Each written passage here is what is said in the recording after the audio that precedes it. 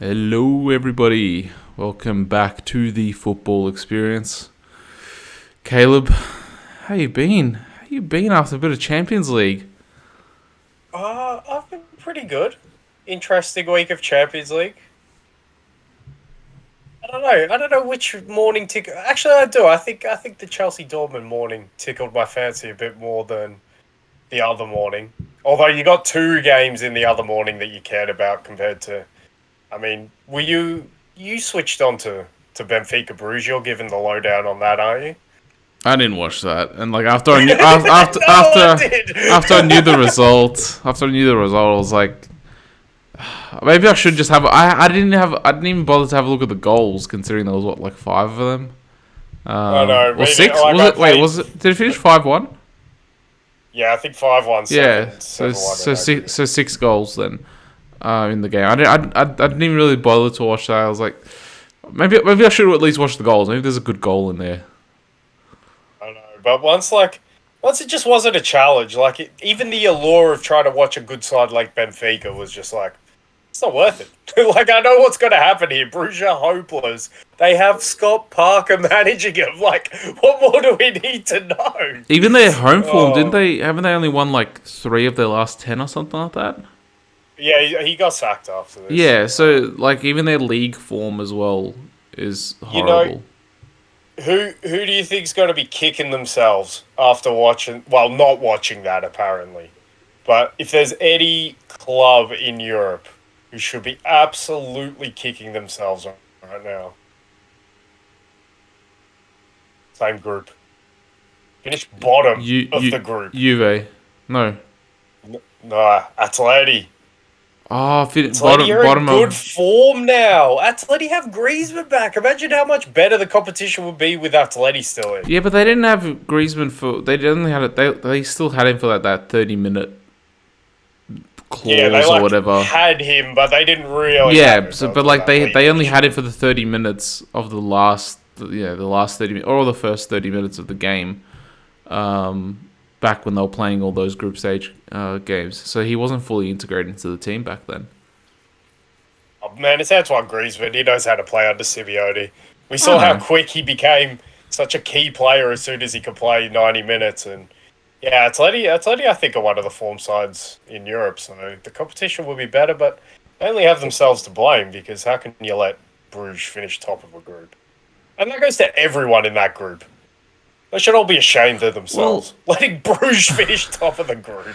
well, hang on. What led to Scott Parker actually getting the job? Like, why did Bruges sack their coach that got them I out of the don't group know the stage? ins and outs of it. I think had a little sketchy domestic form, and I don't know if there was something else that went into it, but it was a weird decision. That whole thing was weird how they got Scott Parker in there. But yeah, I don't know the ins and outs, but I must say, as bad as it is for all those teams, Leverkusen who are doing well in the Europa League now, so maybe that was a good thing for them. But Atleti in particular, and what Porto finished second, so. Hmm. But as much as that, I think is not a travesty, but a disappointment on this year's Champions League. I thought Benfica were the team who deserved to get rewarded the most for their group stage, and they did get rewarded the most by getting Bruges. So, in terms of that, I think it worked out perfectly. Because let's not forget, Benfica had to come through that group in that crazy last match day. Let's not forget against Maccabi where what they had to win by like 4 or 5 goals to outdo PSG on goal difference, and they did it in the last whatever 15 minutes. I think they scored 3 or 4 goals, and it was just madness. And yeah, to better a group with Juve and PSG, you get your reward for doing that. And I thought Benfica were well worth it. And I keep saying I would not be surprised if I see Benfica in a semi-finals of the Champions League if they get the right draw because they are a solid team. They all know what they're doing. There's not really weaknesses. I think they would be richer for having Enzo Fernandez still in the team, but I don't think there's been a huge drop off without him. Not a massive one. So I think they're as dangerous as ever. Rafa Silva looks as good as ever. Gonzalo Ramos got a few goals in this one, so yeah, I think if Benfica, I don't know who wouldn't Benfica want. Who do you not give Benfica really a chance against? Maybe Real Madrid. Is that maybe it? Maybe Napoli? they've got a Do they have a chance against against? Real Madrid. Do they have a chance against Napoli though? That's an interesting one because here comes to the like we're getting to the point where it's now quarterfinals, or a few teams are looking at quarterfinals, and the trust thing with Napoli. And I don't think there's any reason not to trust them. But at the end of the day, it's Napoli, and we haven't seen these players on this stage. So, and it's not fair. I don't think it's fair to ask the question, but it's a question you've got to ask because we haven't seen it, and until we see it, do we know what they are going to be when the pressure really intensifies in the next round? And I think Benfica are a team who are well defined enough in what they do that they can stick around in any game and just be there if you're not quite at your levels and capitalize on that. And they've got enough weapons to do that. They've got enough defensive solidity to do that. And I think they've got enough energy to maintain with even some of the most intense teams in Europe. So I give them a chance against Napoli. Now, no doubt I have Napoli probably fairly heavy favourites, but I would give Benfica a chance. Now, Real Madrid is a weird one. Real Madrid just feel like a juggernaut who roll through your place when it's European nights, and Yeah, they take you know about that, everything you've don't got. you? Oh man, we felt that. We felt that. So maybe that's the only one. But even then, I wouldn't be surprised if Benfica could play a game where they could out intense Real Madrid and outrun them. I wouldn't be surprised if they could do that. But as we always said, and we said it during the World Cup, like when you get to those high pressure moments, how much harder it becomes to play at that high intensity in those games of high pressure. I think you see it year in, year out. So I don't know, fascinating. But like I say, I put their ceiling at a semi final, but I'm not going to be surprised if I see them at a semi final, kind of like Morocco in the World Cup. Yeah, but this team has much better quality than Morocco. No offense to Yeah, Morocco, but you know that's the reality of the situation. but the overall competition is still better quality than the World Cup, Yeah, objectively, in a yeah, footballing sense. Yeah. that too. But yeah, well done to Benfica on getting through. Like we expected them to get through. And how's did we expect a romp though? yeah. Yeah. Yeah, in the second leg at home, already 2-0 up. It was funny because it was the Chelsea Dortmund game, and obviously that was delayed by 10 minutes, as both games in London were. And they were doing the studio stuff.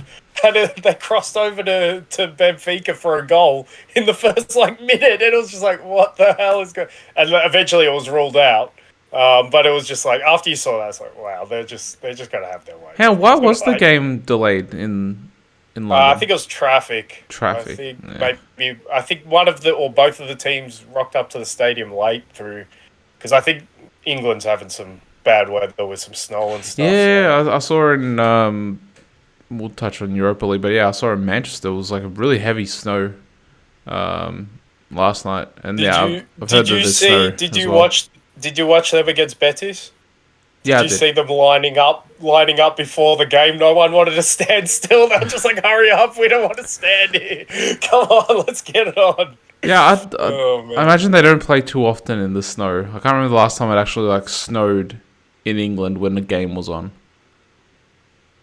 I feel like you normally get one or two instances a season, but it's not super frequent. Yeah, but I honestly can't remember the last time And it happened.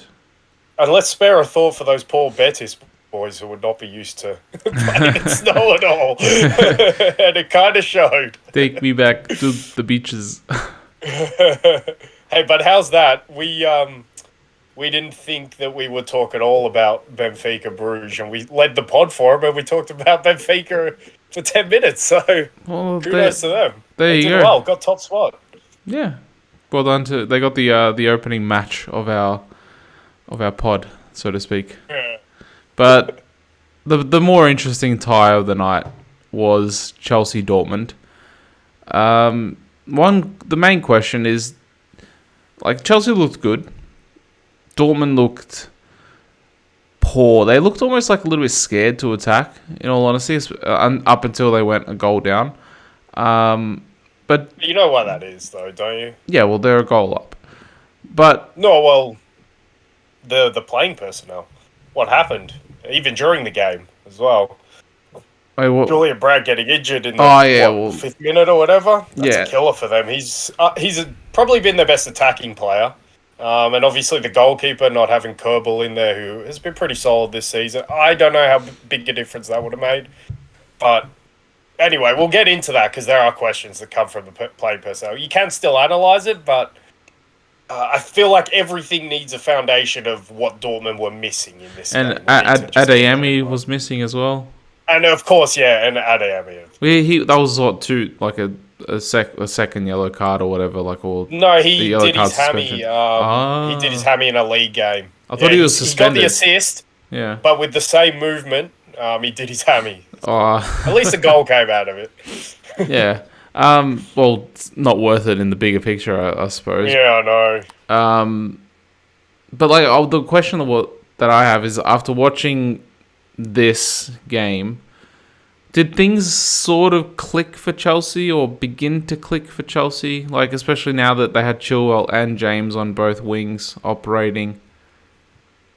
Yeah, I know. I know you love the click theory, and I'm with you on the click theory. And I kept saying I think things were already starting to click for Chelsea before this. The results just weren't going their way. I've got to be honest. I think, yeah, it's changed a little bit from a 4-2-3-1 to now back to the 3-4-3. I think the big reason why Potter has done that is because, hey, I'm not a rocket scientist. It's because he doesn't have Thiago Silva there. Because I don't know about you, but I think if it's Thiago Silva and Koulibaly, do you think that's enough, or do you want to get a third man into the center of that defense? Because I think Thiago Silva and Koulibaly is enough just by itself, Yeah. and then you could just play back four, yeah. So, but in not having Thiago Silva, what we probably saw was him go to the back three, and it worked really well because Koulibaly now had more protection, and I think when you don't give him Thiago Silva next to him, and let's get this straight, I still think he's adjusting to the pace and adjusting to playing at Chelsea and adjusting to the pace of the Premier League. I think he has big second season potential for me because this guy has been an absolute colossus for Napoli year in, year out for the best part of probably a decade now. And I thought that was a really good piece of business. Yes, his age isn't necessarily on his side, but I thought he had his best game in a Chelsea shirt in this game. The other guy who had easily his best game in a Chelsea shirt was. I'd be interested to see who you say. Who would fit that mold for you? Sterling. Sterling had an iffy game actually. He was okay, I a bit thought he hit and looked miss. good in patches. Yeah, there's probably two candidates I'm thinking more than anyone, and one's pretty obvious because he ends up scoring the goal that sends them through in Kai Havertz. But the other guy who comfortably had his best game for Chelsea was Marc Cucurella. And I think he got man of the match in the game, actually. And I thought we saw Brighton Cucurella again. And a lot of that is because he's playing as the left-sided centre-back of a three. A lot of that is because Chelsea's game plan was to press high and not force him to defend in deeper areas. A lot of that as well, I must say. Chilwell had a fantastic game. One of his better games. It's hard to say that it was his best because he's a good performer for Chelsea. But like I said about Robbo in that Liverpool Man United game, he was a bit of Chelsea's emotional leader in this game. And that piece of defending right on half time where he came across and got that foot in, I think right on the stroke of half time, where Chelsea were just in the ascendancy, and copping a goal right there might have really crushed them a little bit. I thought he was fantastic all night. I thought in the hugs with Potter, it actually meant a lot to him. So, I don't know. I thought it meant a little bit to most players. I guess we'll get onto the Potter later. But, yeah, I thought my problem with the 3-4-3 going forward is it doesn't bring the best out of Enzo. Now, Enzo's good enough that he can play in whatever role you put him in central midfield, but if there's one thing that you might not love about him, I guess is the phrase. I don't know, but like it's his physicality. I don't think he's particularly the quickest. I don't think he's particularly strong. He's not the weakest and he's not the slowest either, I must say, but it's not a strength. So when you put him in a two, he has to get through a lot of work. So does Kovacic, to be fair, and sometimes Kovacic is a bit iffy in defensive work. It's like all he sees is what's in front and never what's behind. And then that for me leads straight into the point, and I think they made a point on our commentary about N'Golo Kante and how Potter is pushing to keep N'Golo Kante, and a lot of people might question that. It's like, this guy's so injury prone, he's the wrong side of 30, why would you want to keep him around on a big contract?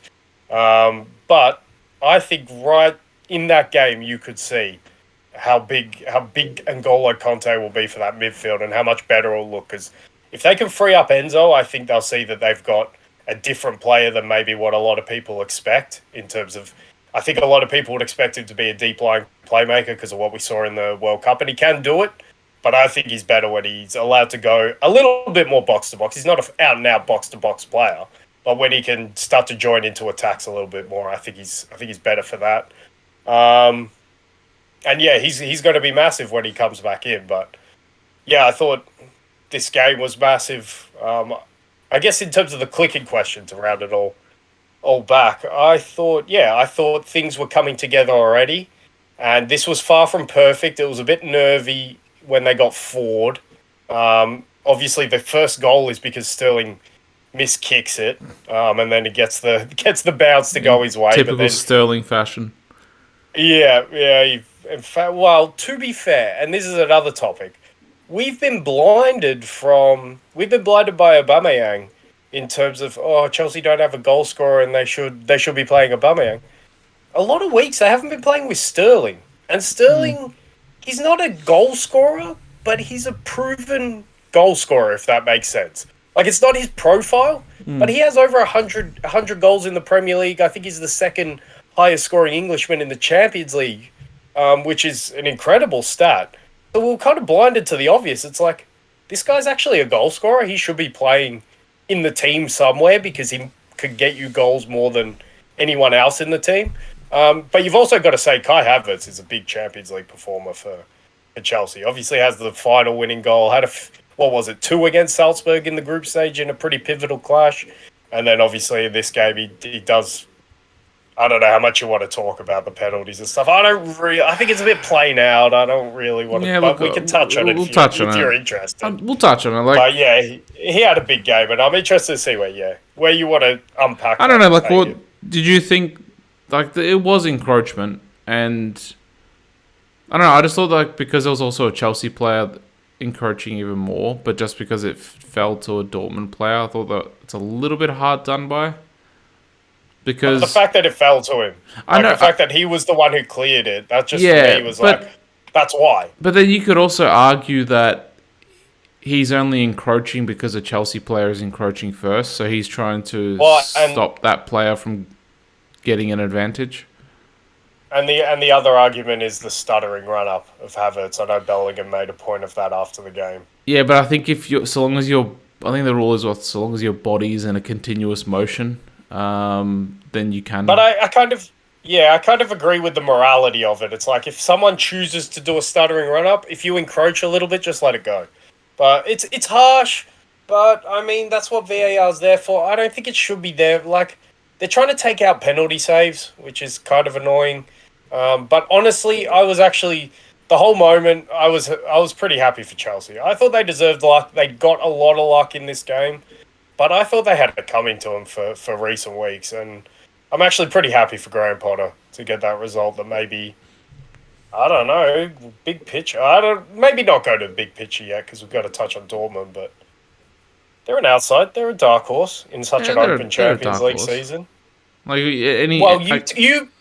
what? You keep talking about clicking. This gives them more time to start clicking. I know, and there's even more time to maybe get that key man N'Golo Kante, get Thiago Silva back in the team as well. What the hell's happening with N'Golo Kante? Like, I thought he was meant to come back after the World Cup, and it's already March now. I don't know.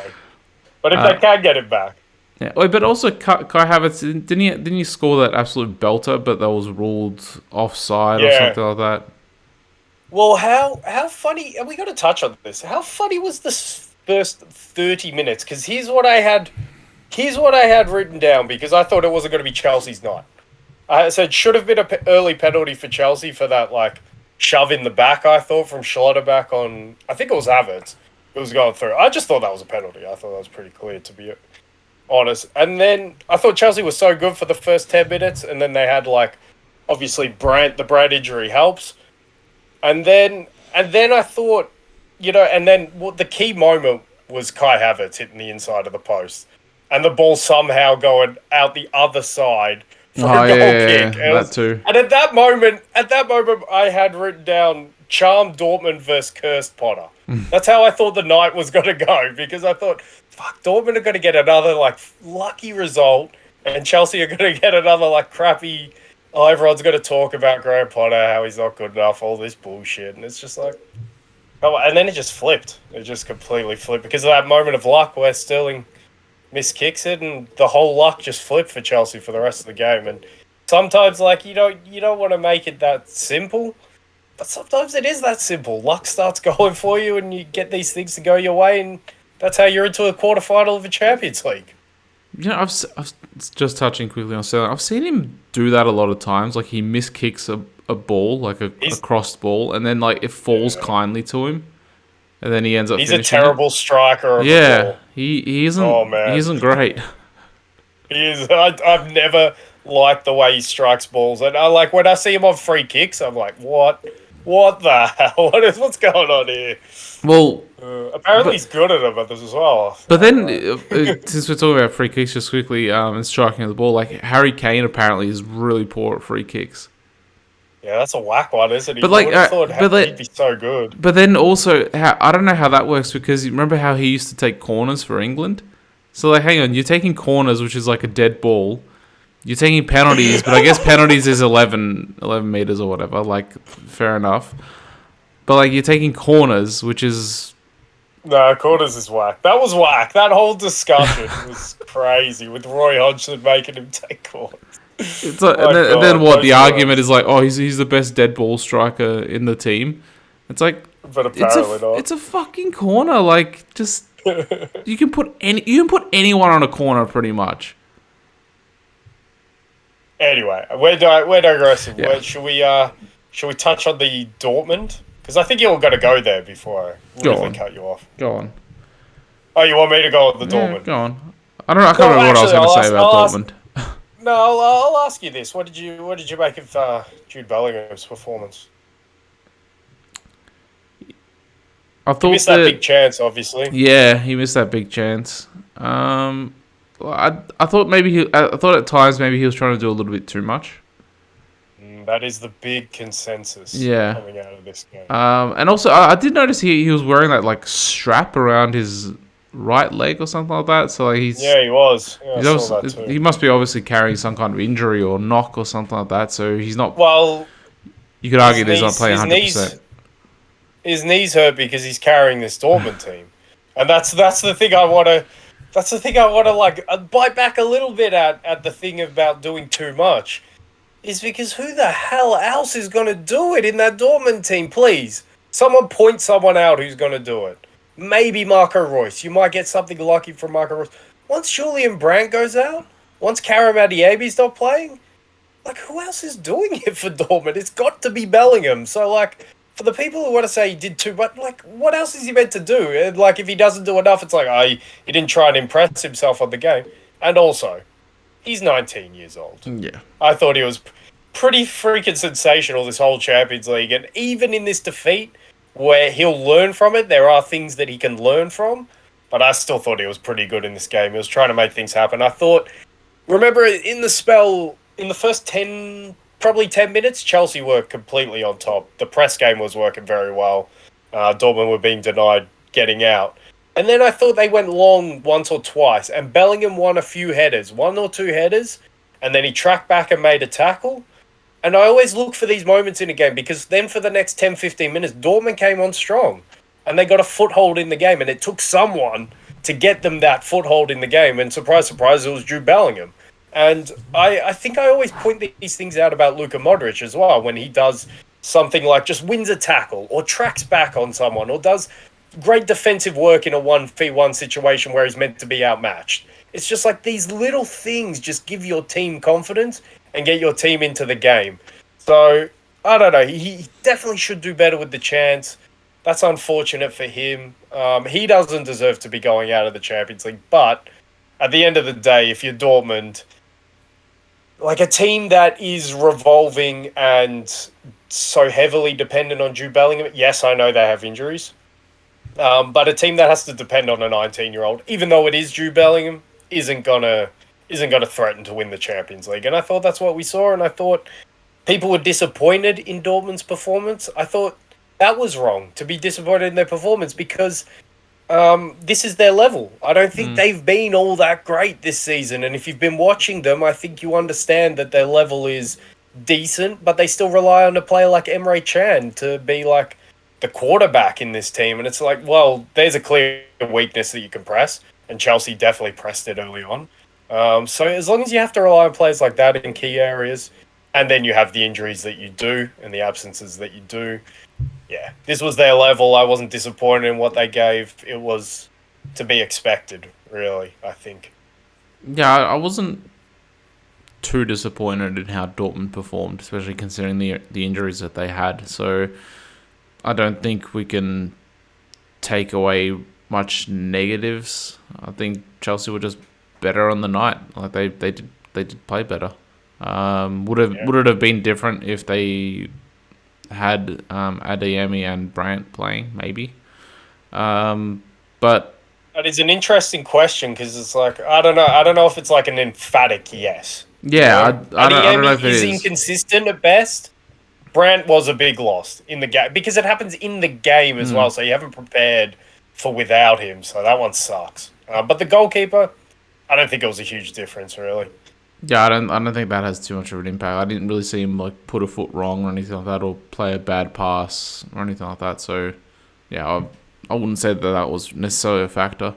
And then the goals that he conceded, like I don't know, maybe the first Sterling goal, maybe that one might have been saved because wasn't it? It would have been fantastic. He got a finger, I think, to it. Yeah, It but just like wasn't enough. Yeah. when you're rifling one in from like slightly closer than the penalty spot, it's like, and generally those ones that like are coming like right above your head, generally those are like the hardest to save. Yeah, around this yeah, area, just because like here, just like what do I do? Yeah, yeah, just because like you can't. I think the reaction time to get the hand like above your head or like something like that is like too slow compared to like getting your hand out, which is weird. Or maybe it's just like that sort of hand-eye coordination which plays into that fact. But yeah, like no faults there at all. But yeah, Chelsea a little bit more time to click, and yeah, look, I agree with you. Potential dark horse.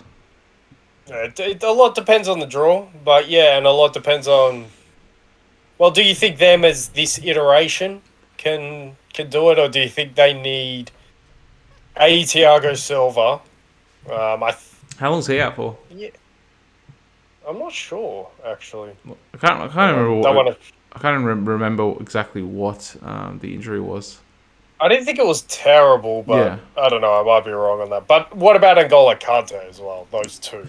But Do you then, think how do you long? think He's but been we out for don't like know. a whole season. So like, how long does he need to get to the speed of the game or the pace of the game? Like, yeah, sure. Are they still in the FA Cup?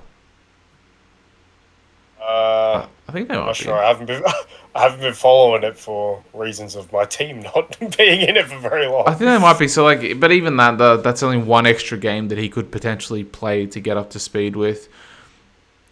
And if the they got battered by City, didn't they? Yeah, they got battered by City. They did. They did that. So there's only league games that he can catch up with up until the next, and we don't even know when he's going to be back because like the next Champions League game I assume is in 3 weeks' time, from this week. So there's only like 2 games max really that he can get back into like actual match fitness form, like before the. I've probably gotten ahead of myself there. I think you're right. I think it might be asking. Well, if they get a favourable quarterfinal draw, maybe we could look at semis, and semis is where you need world class players like that in your team. So, but maybe I don't know. Even if they like, for instance, if they get like a Benfica, and if they keep it to a very close result, depending on whether they're playing home or away the first leg. But like, let's just say it's 1-0, either loss or win, or even a nil or draw. If you delay N'Golo Kante for the second leg, maybe that could prove favourable for them. Do you think a 90% N'Golo Kante warrants us having this discussion? Do you think it changes that much for them? Because I believe it does. Yeah. Well, do you then change the formation so you can play Kovacic and Enzo in front of him? I would, especially if you have Thiago Silva. I go back to a back four. I think you'd have him screening, and you just go 4-3-3. I think. But people will question it because of how well they're perceiving to be done in this 3-4-3, just because it reminds people of Tuchel. Yeah, and people have this weird love for Tuchel. Tuchel's fine, but he won a knockout competition in a weird pandemic year with Chelsea. It was just like, he did well. He did very well to win a Champions League, but like, it's a knockout competition, doesn't it? Roberto Di Matteo won a Champions League, so let's not get it twisted. But then if you change the formation as well, is that then taking away from what Reece James and Ben Chilwell offer you? Well, that's the question. It's not, because they are a little bit further back. You're almost playing like a prime Liverpool if you do that, because you're probably asking Enzo to do a bit of defensive work next to Conte. You're asking Conte to do a lot of screening, and you're asking Thiago Silva and Koulibaly to defend spaces wide of them because, like you say, you want that threat of those guys overlapping. But you know what? You might, because of the lack of attackers, and Graham Potter, I think, is tactically flexible and tactically smart enough to see it, he might go a 5-3-2. And I think that's far more solid. And then you get your 5 at the back. You don't have to put in a mishmash of attackers who aren't very good. You could play João Felix and Kai Havertz. You could play Raheem Sterling and Kai Havertz, or however you want to configure it. But then you get your solidity of those 3 in midfield, and Kovacic can obviously get forward and help. And then obviously the wing-backs are more free to get forward as well. So that's an option as well for them if they get all those pieces back. More headaches for Potter. Good headaches though. If it's N'Golo Kante. Yeah, but it seems like he just can't settle on a formation or a team. Like, he's sort of being forced into these formations because of injuries. I think he loves that though. But this 3-4-3, that's because Thiago's out. So that's what I think. So it's more him being forced into these situations than him discovering on his own accord what works best. Yeah, but at the same time, I think in the Champions League, it's by whatever means necessary. Maybe in the league, you can start to look at things for the future, but the Champions League, you've still got a very like we say, we don't know how long he's out for, but you've still got a very good Thiago Silva. But how long have you got him there for because of his age? Yeah. Even Koulibaly, players like that, even Kante if he comes back, exactly. One last question before we leave this is just a really bigger picture question. But if you had the option and you're in control of the decision, would you let Romelu Lukaku back into this Chelsea fold? Yeah, because he is out on loan, isn't he? Yeah, at Inter. Yeah, but he's not setting the world on fire at Inter. He's barely starting, to be fair. So but he did have that. He did have that injury. Going into the World Cup. Yeah, beginning of the season.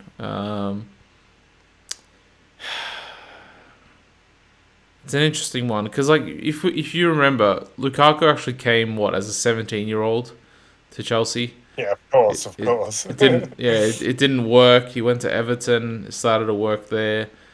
Did he come back after Everton, or did he go somewhere else before he came back? He went Everton. Did he go straight to United? No, he went on loan to Everton. He went on loan to West Brom, and then where was he playing all those years? It was Everton. He went on loan to Everton, and then he got sold to Everton, and then he went to United. I'm pretty sure. Yeah. Did he go from Everton to United, or did he go from? we need to have a look. But like Yeah, I know. That's what I think it is, but I might. But I thought anyway. I thought he came back to Chelsea after he was at Everton, and then he went to Inter. No, I don't think he was at Chelsea in between. I think he went straight to. Have you got it? These things kill you, man. Well, I didn't expect that we're going to be talking about bloody Lukaku. So Yeah, throw the curveball. oh, he's actually younger than us. Huh. 29. Yeah.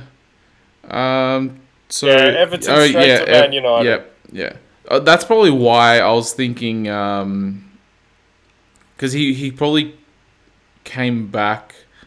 Yeah, he would have came back after West Brom, maybe played a game or something, and then came back after Everton, maybe played a game or something, and then actually got sold to Everton. Yeah. Dude, he actually has a pretty good ratio, like 110 appearances, 53 goals. It's not too bad. It's not too bad. Goal every. One every two. That's what strikers work towards. Yeah, like as a minimum. Those balls into the box look a bit more dangerous when he's in there. Yeah, that's the thing. Like when at the start of Tuchel's reign last year, when Lukaku came back, I think like almost all his goals, or like at least 5, like he scored 8 goals last season. But I think like 4 or 5 of them came like in the early like 4 or 5 games while you had Reece James and Ben Chilwell there. So like half of the goals came from those 2 guys on the wings. And I remember us talking about it, like how much does his game revolve around having those 2 facilitators on either wing, and he lost both of them pretty much at the same time. The stars didn't align the first time around. Maybe Chilwell and James stay fit. Then we've got a prime Romelu Lukaku who we had all along. Is he the answer? Oh, I like that. Possibly. No. He could be. But it's... Yeah. But then, like, also, how he did that interview with Sky Italia or whatever. Well, Tuchel's not there anymore. Yeah, Tuchel's not there anymore. I dare say a lot of that friction was probably him and Tuchel. Yeah, and depending on what kind of... I think Potter, I don't know, from the outside looking in, it seems like he probably wants to try and be the friend of the players rather than like the father that Tuchel probably would have tried to take that approach. So maybe he can get Lukaku on his side and actually get him firing. But then the question is, what if Reece James seems to be a little bit injury prone? Oh yeah. What if then you lose both of them or one of them again? Then how do you then facilitate Lukaku and try to play around him? It's a bridge you got to cross when you come to it. That's way too into the weeds for me. That's just cross that. Look, honestly, I don't know if he'll be welcomed back into Chelsea, but he is still a Chelsea player, and I honestly think it's worth a shot trying to get him firing for Chelsea.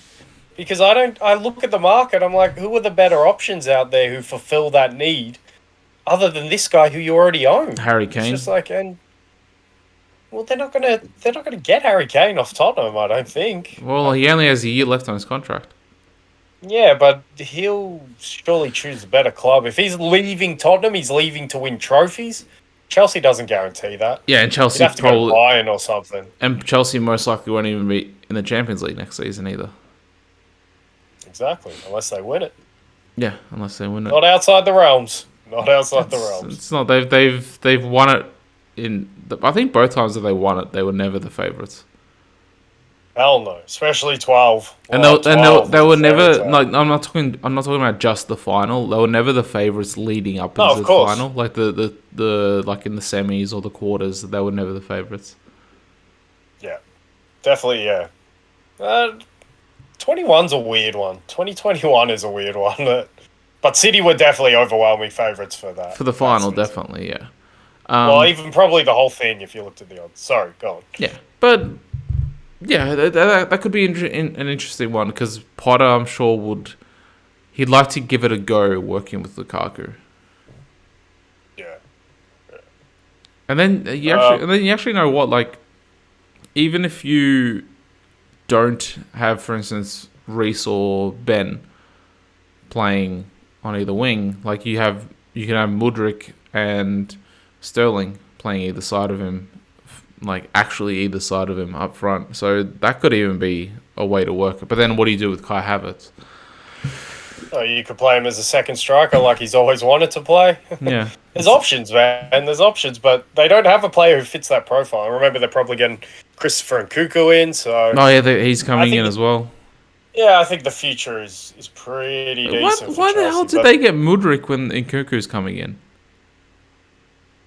They're different types of players. Mudryk is more of an out-and-out winger. They play the same position, don't they? Nkunku but usually plays on the side. If they keep João Felix, they have three players who play exactly the same role and position in Nkunku, Havertz, and Felix. And for me, Nkunku is clearly the best out of all three of them, especially because he offers a dynamism and a physicality. I don't think Kai Havertz is bad. I don't think João Felix is particularly bad in terms of physicality. Maybe a little bit lightweight. Havertz is getting better in terms of the strength. In this game, he was very good. But yeah, I think Nkunku's the best out of those guys. And they all do the same thing for the team. They're not quite a number 9. They're not quite a number 10. They're just exactly that same position, all three. Yeah. Well, let's see how Potter, or potentially a different manager, lines up all these new arrivals next season. So moving on. I think all this... we need to move on away from Chelsea. Well, definitely. Now, all this Chelsea talk is maybe we want to take just a quick break before we move on to the other stuff. The other morning, I guess. All right, we'll take a quick break and be back in a minute or so.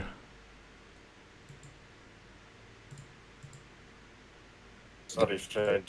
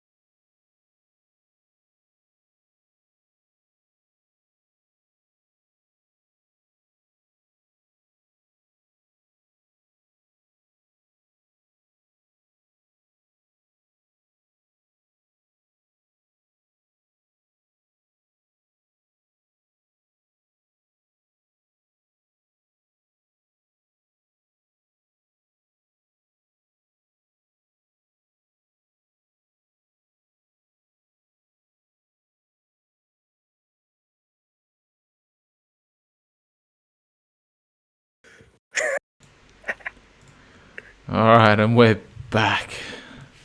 So, Caleb, I think we spent half an hour on Chelsea, and mostly Chelsea. Right. Hey, this could have been the last time we talked about him this season, but alas, it wasn't. Possibly, but if they have a couple of interesting fixtures in the Premier League, so I'm sure we'll talk about them on other pods. But at least for the Champions League, it could be potentially the last time we talk about them in a positive manner. Yeah. But moving on, we'll save PSG Bayern for the last thing we chat about. Tottenham v AC. I didn't watch this game. Oh no! After I saw the result, I was like, do I even bother watching the game? So yeah, did you watch the game? Of course I did, man. Right, good. You did the homework. I didn't even bother. You gotta watch Milan Tottenham, man. Come on. Surely that's a big enough game to I, get I you was watching. I was planning to, but then like I opened up YouTube, and then like it So obviously like nil. yeah, obviously like the recommended videos and stuff like that based on what I watch, which is all like football. It's and then obviously I think the like I watch Talksport as well, so like their live post match program came on, so which has obviously the title or the results in the title. So I was like, and I was planning to watch it immediately after, and yeah, foolishly I opened up YouTube just out of habit. Look, And I was like, you didn't I'm miss not, I'm not much. gonna, I'm not gonna bother. Why am I gonna watch a 0-0 result? Like, Well, you are an Arsenal um, supporter, and it was a I know, pretty I know. wretched night for Tottenham. Oh A man. lot Oh there is quite a man. lot to take out of it, to be honest. Like, and There is like a post match as lot. well, things that were said. Yeah, okay. So let's not drab on the game. I'll discuss it a bit, but I think the main takeaway is Milan are just better than Tottenham. Which They is what play exactly we the same. said. Yeah. Sort of. We just thought who would be the less The less bad. worse, yeah. Which Yeah. technically means Um. they're better. Yep. Yep. But I thought Milan were good value in this game, going away to Tottenham Hotspur. They played their football in moments. They defended in the moments. And there is some questions over players, one on each side, which I'm excited to sink my teeth in. And I'm pretty sure, by the way that you were saying it, from a lot to take away, I'm pretty sure you want to sink your teeth into the Conte subject, Also, which we Richarlison probably came out. yeah, the He Richarlison comments, which he obviously link into each other. he had his piece to say. A lot, definitely a lot to take. But in terms of you, I think you would have enjoyed this as an Arsenal fan watching this because, yeah, this was a wretched night at the Tottenham Hotspur Stadium, and it was crazy to think Tottenham came into this game at home in their spick and span new stadium that they're so proud of, and give absolutely nothing to the game. They were terrible. And I'm sure I'm not breaking ground, and I'm sure we've said it 15, 20 times this season about Tottenham performances. Some they win, this one they didn't. And they didn't deserve to. My God, the lack of ambition to try and find the goal that you need to stay in the competition that you, Antonio Conte, say is the most important. This is the game of our lives. This is what we live for. To be so abject. And honestly, it all stems from his comments before the game. I don't know if you saw them or heard them, but it was basically, I'm paraphrasing obviously, but basically he says, I always dream to win the Champions League. I always go in and I want to win the Champions League. But not with Tottenham. Uh, Basically, he said, and then the reality. And it's just like, what are you telling your players before this game that is perfectly winnable, by the way?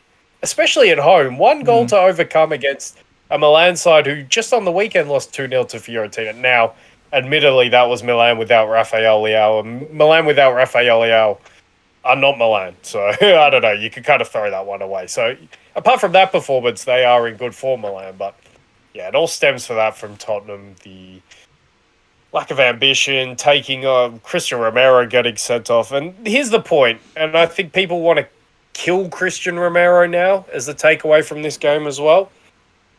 I think people are praising him too much in the first place. So people have like built him up to be something that he never was. And this is who he can be at times, these two rash yellow cards. He's had a terrible disciplinary record, especially of late. I think that's at least 2 times in the last, 5 games he's been sent off. And he does play like that. And the fact that Tottenham can call him easily their best choice at centre back was worrying the whole time. And I've said it in recent weeks. I don't know why Conte ushers an extra defender into this team when he doesn't have good defensive options. I don't understand that at all. Just play 4 at the back. Just play a solid unit, 4 at the back, but give Harry Kane some new toys to play with up front. He's bored, man. He's got nothing to do up there. He gets the ball and he gets swapped out because he's either waiting for ages for Højbjerg and Skip to sort of sort of like support him from well too deep, and they're such average players to give the ball to anyway. Or he's got Kulusevski, who's bang out of form, and you want to talk about bang out of form. My God, I'm ready. I'm ready to go there. I'm interested to see, A, if you agree, but B, if you think I'm too late on this. But I'm officially ready to revoke Son Heung-min's status as world class. He has been so bad this season, I don't think he deserves that title anymore. Now, he can get it back, but for me, I'm not putting him in that bracket anymore. I'm sorry. After this performance, and you should watch this. If you're a lover of bad Tottenham Knights, you should have watched this game. But my God, man, I'm ready to go there, and I'm ready to see what you think. If that's too late, or if you're just ready to do that as well. Well, we kept on saying like, all right, he's gonna hit form, he's gonna hit form, he's gonna hit form, and he just cannot hit any form. And he's getting pretty regular game time as well. Like he's starting games now. I know he had that injury towards the beginning of the season, but now like we're pretty much in the tail end of the season, and he still hasn't found his legs. It's hard to say how much blame do you put on Conte, how much blame do you put on the player, because I'm not sure how much blame I can put on Conte for the tactics or whatever, or, maybe lack of motivation from the coach or lack of I don't know, trust as well. Because if a player feels that the coach doesn't have his back, then he probably plays with a lower confidence. Because like last season, he got the Golden Boot, and that was a little bit more than half the season playing under Conte. Yeah, exactly. But then you also contrast that with another manager who we all regard as playing negative football in Mourinho, and Kane and Son were absolutely spectacular under him. I think didn't they both get like 20 goals that season? Maybe they might have. They were very good. I remember he took them to the. They took the. I think that season they took the record from Lampard and Drogba for the combined goal contributions between two players, if I'm not mistaken. So, yeah, it's hard to pinpoint where to exactly lay the blame. Obviously, a lot of it has to be with the player, because the player needs to look at himself and say, what do I need to do to get my form back? And talk to mentality coaches or whatever, talk to his actual coach, and talk to his striker coaches and whatnot. So yeah, obviously a lot of the blame falls on the player, but then you can also probably put part of it on Conte. Maybe this formation just doesn't suit Son at all, because didn't Son always play behind it was always a 4-3-3 that they were playing in, more or less? I don't know. I feel like last season they played this way, and Son, to your point, flourished. And look, I'm not prepared to say he won't be world class again, because I am prepared to believe a narrative or believe the reality if he proves it to be that he is just burnt out this season, and maybe a full pre-season and coming back stronger next season, maybe with a better manager. Oh my God, the questions, the ramifications for Tottenham. I mean, obviously everyone's asking, does Harry Kane stay? Does Son stay if Harry Kane doesn't stay? This might be the last time he's world class if things conspire against him in his environment. But for him personally, yeah, it might be an off season, and I'm hoping for his sake it is. But until I see it, I can't classify him as world class anymore, because that's how big the drop off has been this season. Every time, especially in recent weeks, every time I felt like Spurs have needed him, he's either not there, or if he is there, he's detrimental to the team. He's overhitting crosses, he's misplacing passes. He hit a corner straight out of play in this game. In the 80 plus minutes, Tottenham have a corner down to 10 men, they need to create something. He put it out of play. You can't do that, my man. And Kulusevski as well should not be let off the hook. He's been in wretched form since the World Cup as well. And Harry Kane was holding him down for a little bit, and now he's gone off the boil. And yeah, the last couple of weeks it showed, because they're now in jeopardy of losing that top four spot. They're out of the FA Cup at the hands of Sheffield United, and they're now out of the Champions League. So Tottenham, man, Tottenham. Well, I don't know. weren't weren't a lot of people saying at the beginning of the season that this with the signings that they made that they could potentially challenge for the title? Like obviously everyone was Probably third. like that they would be an outside challenger to Liverpool and Tottenham. No, Liverpool and City. Yeah. Like I heard I a believe lot. that. I heard a lot of pundits saying that. Like I heard, I believe that. I thought they were the third best challenger. I thought they were a little bit off the level of Liverpool and City, and obviously Liverpool have shown, yeah, and City have shown like yes, that level is not the same. But I trusted Son and Kane because I didn't think anyone else had that sort of world class up front. yeah, Out of the other challenges, everyone was saying, oh, like the signings they made, like in Perisic, Richarlison, Bissouma, like they're not really first team players. They're more there to be backup to the players around them in those positions, and they haven't done anything. Bissouma's barely played, hasn't he? he's injured now as well. Yeah, so yeah, I don't know where that talk all came from. Well, it's the start of the season. We don't know what we know. Like no one could have expected Arsenal to be top of the league. No one could have expected Liverpool to dip off like they did before. Like I didn't expect them to be top of the league, but I expect them to hold down third. I expected Arsenal to be third, not Tottenham. But I didn't expect Tottenham to be this bad. Well, they're still in fourth place in the league. I know they could be overtaken, but they still are there at the moment. Yeah. So if that's about on par for the course, and I guess I don't know. Let's keep on Tottenham. What else do you want to unpack from Tottenham? Because I've gone there with the Son thing. Yeah. So what did you make of Richarlison's comments? Because he's basically gone after the coach. He's basically gone after Conte. I thought they were a little bit ridiculous because Richarlison doesn't have a leg to stand on in his Tottenham career. To be quite honest, at least Antonio Conte was there last season and guided the club to this position where they are. Richarlison, I think he's got enough opportunities, especially when you came to a club knowing that Harry Kane and Son Heung-min were there. You've got to know what to expect. What are you thinking, brother? I don't get the comments. For me personally, if he was sitting there with like 7 goals in 15 appearances and he'd been playing quite well, fair enough. I get.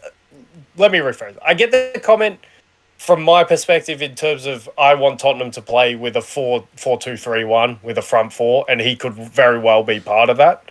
But the way Tottenham play, and he knew that this would be the way Tottenham would play as well, because Conte, in his time in the Premier League, plays 3-4-3.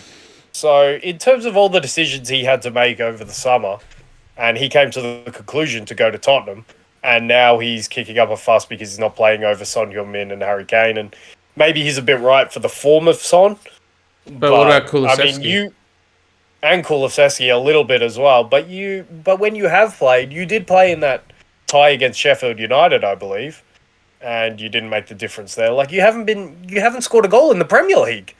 Like I'm sure you've got enough opportunities to have at least done that, and so you don't have a leg to stand on for me. And I'm not by any means absolving blame from Conte for his part in what Tottenham are. In fact, he might be the main. He might get the biggest slice of blame pie. But yeah, Richarlison coming from. If someone else is saying that who has a leg to stand on, fine. But Richarlison, I'm not having it from him. That's the wrong source for that message for me. Okay, and who do you think leaves first, Conte or Richarlison?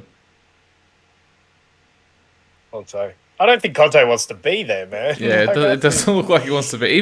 But he was even coming after them last season, like after the players. No, yeah, I know, but even the year that Conte's been through personally, I just don't think he's got the appetite for it. I don't like, and to your point as well, like I don't know why he went to Tottenham in the first place because he never loved it there. He never appeared that he was ever having a good time at Tottenham. He's rejected them in the past as well. Yeah, I think he should just resign. I think he should resign right now. If his heart's not in it, if he doesn't want to be there anymore, just resign. And every indicator from what he says, how he said, I know he's a pretty dour guy anyway, but even what he's saying, it's like, I don't know if I'll stay to the end of the season. They might fire me before then. It's like, come on, man. What are you doing? Stop taking the money, man. If you're not there for the right reasons, you have enough money. Just go and be with your family. Go home, take a break, maybe come back stronger for it. Because, like, your resume suggests you are a fantastic manager, and this isn't the type of work that a fantastic manager puts in. This is half-assed at best for me. But then the next question is then, who do you bring in? I know apparently a lot of Tottenham fans are clamouring for Poch. But then what if Poch comes in and he basically delivers them slightly better football, but pretty much the exact same results that Conte's been delivering? So like let's say Poch comes in and brings them 5th place next season, but slightly better football. Like, does that mean that Poch... will the Tottenham fans then turn on Poch and he then loses his... I wouldn't necessarily put him as a Tottenham legend from a coaching or a manager perspective, but like, you know, does he lose that grace that he has with or that favourability that he has with the Tottenham fans if that's what he delivers in his first season? Probably not, because he made a Champions League final with them, which is a pretty incredible achievement, and had a pretty good title challenge in there as well. But the key point for me is, at this point, I don't care who the manager is. If you don't sign a new goalkeeper, if you don't sign a Casemiro-like presence in midfield, and if you don't sign maybe... I wouldn't quite say a Virgil van Dijk, but maybe a Ruben Diaz, maybe a little bit less than maybe even a Koulibaly-like presence at centre-back, you have no chance. The players you have in those key areas are not good enough for me. And they are players, regardless of who the manager of Tottenham is, who are not going to take this club to where they think they should be, maybe. And if they continue to be like this, no matter if they have Harry Kane up front or not, they're just never going to have a foundation to build anything. So I think that's where they need personnel more than the manager, whoever the manager is. And if you get that in, then you can work with a manager who's good. Pochettino might be the right manager, but it depends on Poch. It depends on Tottenham, what state they're in at the end of this transfer market, who asks for out, who they can bring in. Obviously, when I say who asks for out, Harry Kane is the big one, and he has agency over his future, I have to believe, at this stage of his career. So, yeah, man, this Tottenham thing is up in the air. We'll see how it finishes in terms of top 4, but this was a dark night. I don't know how much more I think I'm done on Tottenham. Well, pretty much just Harry Kane quickly. We're still going to observe them. Yeah, we're still going to observe them during the season. They might finish top 4. That might be enough for Harry Kane to stay, and then they might build on it, and who knows where they are at the start of next season. So it's not all over for Tottenham, but my God, it's dour, and it's terrible, and it's yuck. Yeah. Yuck. It's yuck. Well, that's the thing, like, just the last lingering question, like Harry Kane, I think we've slightly talked about it in previous pods, but he has, like you said, he has complete control over his destiny pretty much, because Tottenham had the chance to... I think City came in for, was it 100 mil? They offered 100 mil for him, and Tottenham rejected it. 2 seasons ago? That was the Jack Grealish transfer window. So now, considering there's a year left on his contract, do Tottenham even have a leg to stand on to ask for 100 mil? Yeah. I don't think they can get 100 mil for him. Definitely not. He's, 30 years old as well, or whatever. That too. I reckon 60, 70 max, maybe? Yeah, I think that would be a fair price. Or he leaves on a free. Like, he plays one more season and leaves on a free. And that's the question, like, what point, even if he does that, what point are Tottenham at next season? But I'm sure that'll be talked about enough. Yeah, that's probably going to... Especially if Tottenham... That's going to be one of the hottest topics this transfer window. Yeah, if Tottenham continue to struggle, then no doubt. But I think at this point... Yeah, sorry. I was going to say, like, the thing is, like, Kane would be an absolute idiot to sign a contract extension like now. Like I'm sure I think his brother is his agent or his uncle or something. Like if that guy isn't in his ear saying, look, like the transfer window opens up in 3 months' time. Just wait to see what offers come in. You're in no rush to sign a contract extension. So yeah, don't even touch anything now. If he signs a contract extension now, he's probably one of the dumbest footballers in history. Or one of the most loyal. Nah, dumb. Anyway, I think now would be a good point to talk about the side who actually won the game. And to be fair, yes, they were less bad than Tottenham. That's not hard to achieve, but they looked pretty decent in this game. They were patching together football. Their balance was quite good. Tiao, I must also say Harry Kane had a few big chances in this game. There was one where he went for a stooping header. I don't know why, because it was a volley. And then there was a header right at the end of the game. And this brings me on to the point of Milan. But you didn't watch this game, so that's a bit annoying because fine. he pulled out a great save at the end of this game. But Milan, in this game, their starting 11, it had a few holes, but I really liked the way it looked.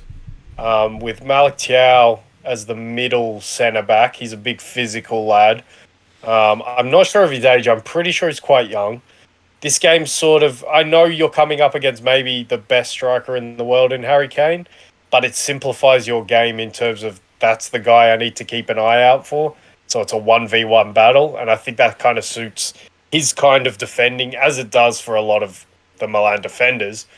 But having him in between Tomori and Kalulu, I've said this for ages, I think just helps Tomori and Kalulu because they are such proactive, aggressive defenders. They want to step into midfield all the time.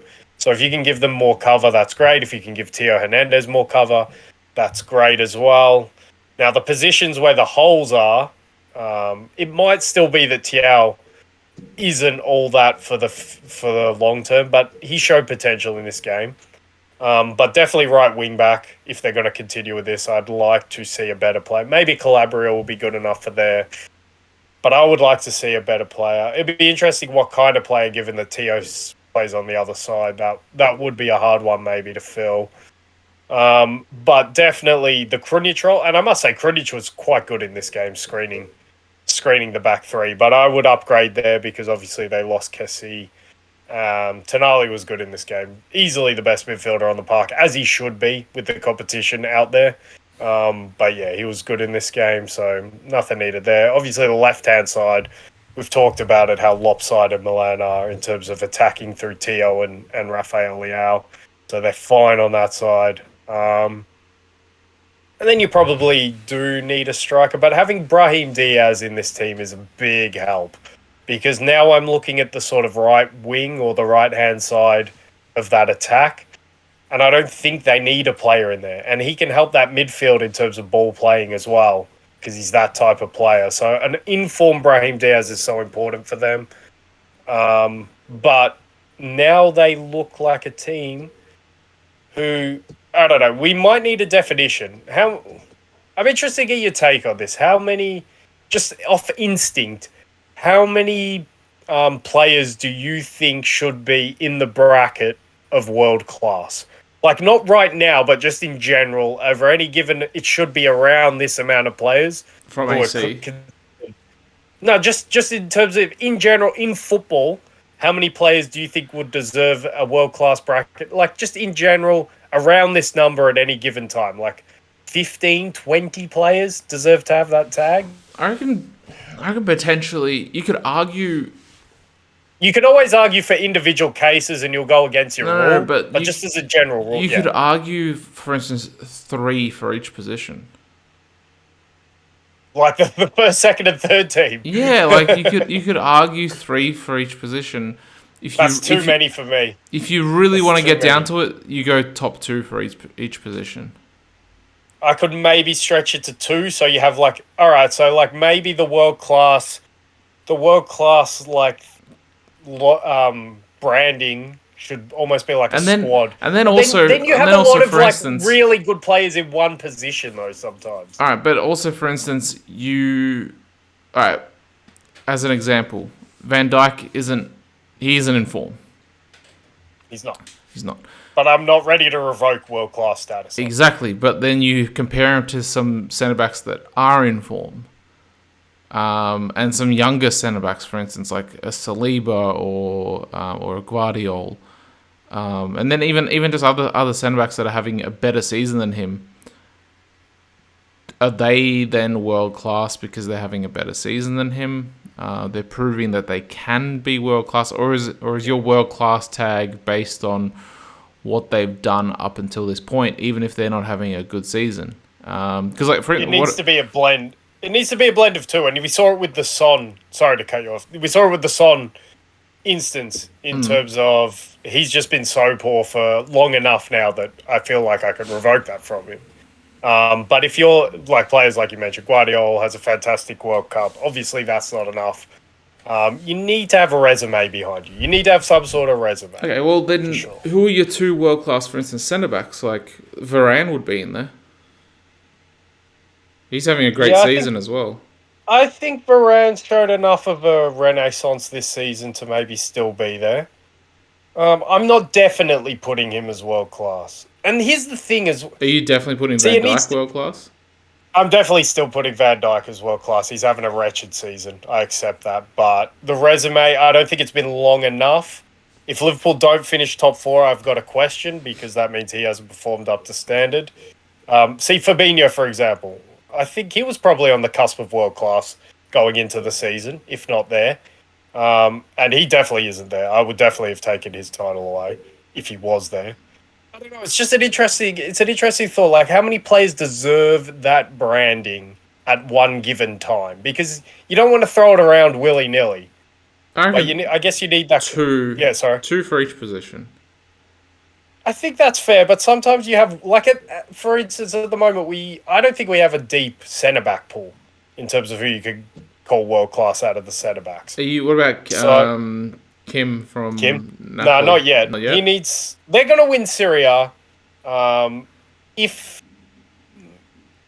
he's really close. He's really close. He might just get it at the end of the Who would season. be like? What about? All right, so you got Thiago Silva, Virgil van Dijk, and Varane, all three world class. Oh, yeah, I'll go with the first two. I'd put Ruben Diaz over Varane.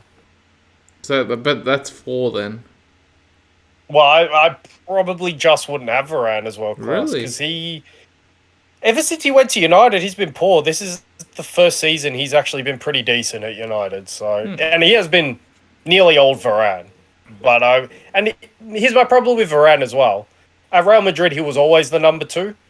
At Manchester United, can you definitely say he's the number one out of that centre-back partnership? It's a touch and go for me. Lissandro's pretty important to that as well. And Casemiro... Varane's always playing, though, and it's either Martinez or Luke Shaw that's the backup to him. That's why you could say it's Varane for the availability factor. But in terms of the character and what I see with my eyes, I don't know, it's an argument. I'm not saying it's definitely Lissandro, but I'm saying it's an argument who is the number one out of that two. And what exactly was your point with all this? Because we'll talk about AC.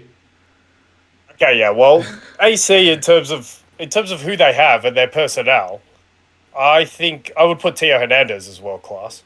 World Cup finalist, big reason why they won the league last season. Of that age, creator. Rafael Leao's on the skirts.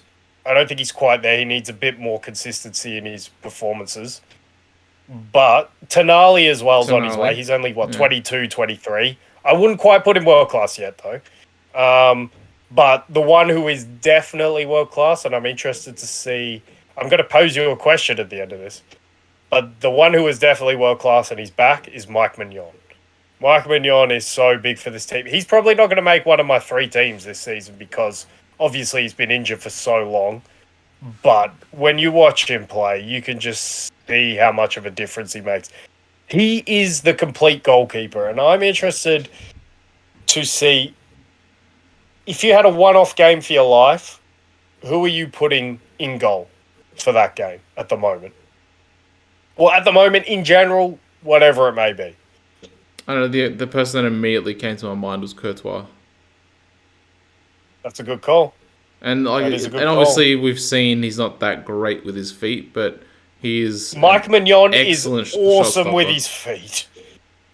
Mike Yeah, Mignon is but awesome with his feet. Courtois is an Yeah. excellent shot stopper, and he's awesome in the air as well.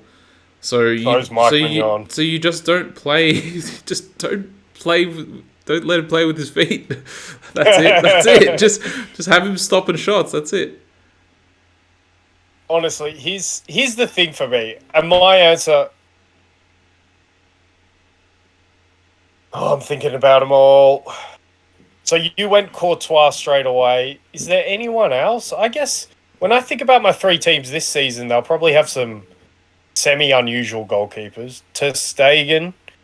Are you worried about the lack of aerial ability there? Maybe. He just doesn't seem like a presence. Courtois seems like an absolute presence because he's like what 6'5" or something, or 6'6". Like he seems like a presence in the box as well. Ter Stegen I'm gonna look. Ter Stegen reminds me a little bit of De Gea's stature. Yeah, a bit slighter. Yeah. Yeah, Mignon's only 6'3". I say only 6'3". He is a presence. Still taller than us. I'll give you Courtois. It's not much of a muchness, but for me, thinking about it, because Edison's in such form, and here's the point as well. I would, and I never thought I'd say this. Look, I'm not going to quite put him on the level yet, but Mike Mignon is not very far off Edison's level with his feet. He is unbelievable with the ball at his feet. He picks out passes like between lines. He picked out this one pass to Brahim Diaz. He put it like past the attacking line, through the midfield line, and Brahim Diaz just all he had to do was control it, and it was on his way. I was like, that's an unreal pass from a goalkeeper. He's unbelievable with his feet. He's 6'3", like we said. He's a presence in the box. I'll give you, he's not quite the same presence as Courtois, but the fact that he's only 6'3" maybe gives me more confidence with stuff around his feet. He is very good with stuff lower. For me, he's the most complete goalkeeper in the world. I think he's the best goalkeeper in the world. And it's been a shame that we haven't been able to see him this whole season. But when we talked about Milan this whole time this season, or in recent weeks since their sort of collapse and then their regeneration now, they're kind of back. He wasn't in the team, and now he's back. And I know they lost to Fiorentina with him back, but he gives the whole defence confidence. And I think having him back, I think now we got to look that Milan probably will finish top four. But yeah, I'm always stunned by this guy. I think I had him third team last season. And yeah, I just think at the moment he's the best goalkeeper in the world. That's partly because Alisson and Edison and players like this have been a little bit off it, but it's also because this guy is so good. And I know this is something that's been flogged out by any Italian sort of football lover or Milan fan. They lost Donnarumma, and they were petrified by that. They lost their local boy. They got a better goalkeeper in. And, like, that's no discouragement to Donnarumma, who I think is a pretty good goalkeeper himself, but he makes too many mistakes. And Mignon, I think, is way more solid and better with his feet. A lot better with his feet. Anyway, that's the Milan love. He's French. He's French as well, isn't he? Donnarumma's Italian. No, not Donnarumma. Mignon. Oh, yeah, Mignon, yeah. Yeah, so he'll overtake Lloris. And he missed the World Cup through injury, didn't he? Do you think they would have won the World Cup with him? Lloris was pretty decent in the World Cup, I must say. I don't always love him, but I don't think penalty shootout. Yeah, I don't think he really did that, but he was terrible in the penalty shootout. Mignon is very good at penalties as well. I think you put a cone in the middle of the goal, it would have done better than penalty shootout. Lloris was terrible, man. Yeah, I wasn't thinking about that. I was thinking about his performances up until that point, but man, he was bad in that penalty shootout. Yeah. Anything else to say on AC or Tottenham? No, I'm happy with that. All right, let's move on to the main course. The game itself, I wouldn't really say it was deserving of a main course. Like, it was, the most interesting thing out of that game was a battle between two players, and I hope we're on the same page with this. Let's see if we are. What two players am I thinking of that they had a battle like constantly for the whole 90 minutes. A battle between two players. Mm-hmm. Do you want to go with your boy Stanisic and No, Mbappe? no. No, but even though Mbappe didn't do Do you anything want? really, All right. it was the All other. right, It was the actually, other side. It was the other side. The one that the one that I had was Goretzka on Messi. No, it was the other Goretzka wing. was doing a job on Messi. He was, but it was the other wing, Davies and Hakimi. That was like That was a good battle. that was a You're good. right. I was watching. I was like, okay, like Davies would like try to like he'd beat him 1-on-1, or like Hakimi would like defend it here and there, and then Hakimi would have his turn down the other end. Like both of them were just like going at each other, like it seemed, and it was actually really interesting to see because it seemed like none of them really had the upper hand. Because Hakimi would, I think Davies slightly did get the upper hand overall, but like Hakimi would be getting past Davies, and Davies would be getting past Hakimi, and like it was actually excellent to watch. Unbelievable top speed in that battle. Yeah. Those I guys are think rapid. that's probably what made it like more interesting to watch and like more fun to watch as a neutral. I definitely say Alphonso Davies won because he made crucial interventions, 2 on the night. And he was my most interesting thing from this game was Alphonso Davies was symptomatic of this, or was the example of this, but the restraint and the patience and the respectfulness that Bayern Munich showed in this, and more importantly, that Julian Nagelsmann showed in this tie. And I can't have my cake and eat it too. I can't give Nagelsmann all this sort of stick for perceivingly being arrogant in terms of his footballing tactics and the way he wants his team to play. And then when they show a performance like this, where I thought they were very conservative with their energy. We probably went into the game expecting there to be a Bayern storm in the first 15 minutes. There never was a storm. But they did come onto the game stronger in the second half of that first half. So that made me think, did Bayern conserve their energy? Did Nagelsmann restrain himself a little bit? And the fact that Alphonso Davies was in position to make those 2 crucial interventions on Messi and Mbappe, I thought was the example of his positioning showing what the thought into this game was from Nagelsmann. And the thought was, Mbappe, you're not going to get that space. We're not going to give you that space to go behind. And surprise, surprise, what a rocket scientist. But Nagelsmann showed in the first leg, and he's shown his whole time at Bayern, that he's not adverse to just thinking he can go toe-to-toe with anyone and open himself up against anyone and just think, we're just going to play at a higher intensity and just beat you because this is how we play. Champions League doesn't work like that.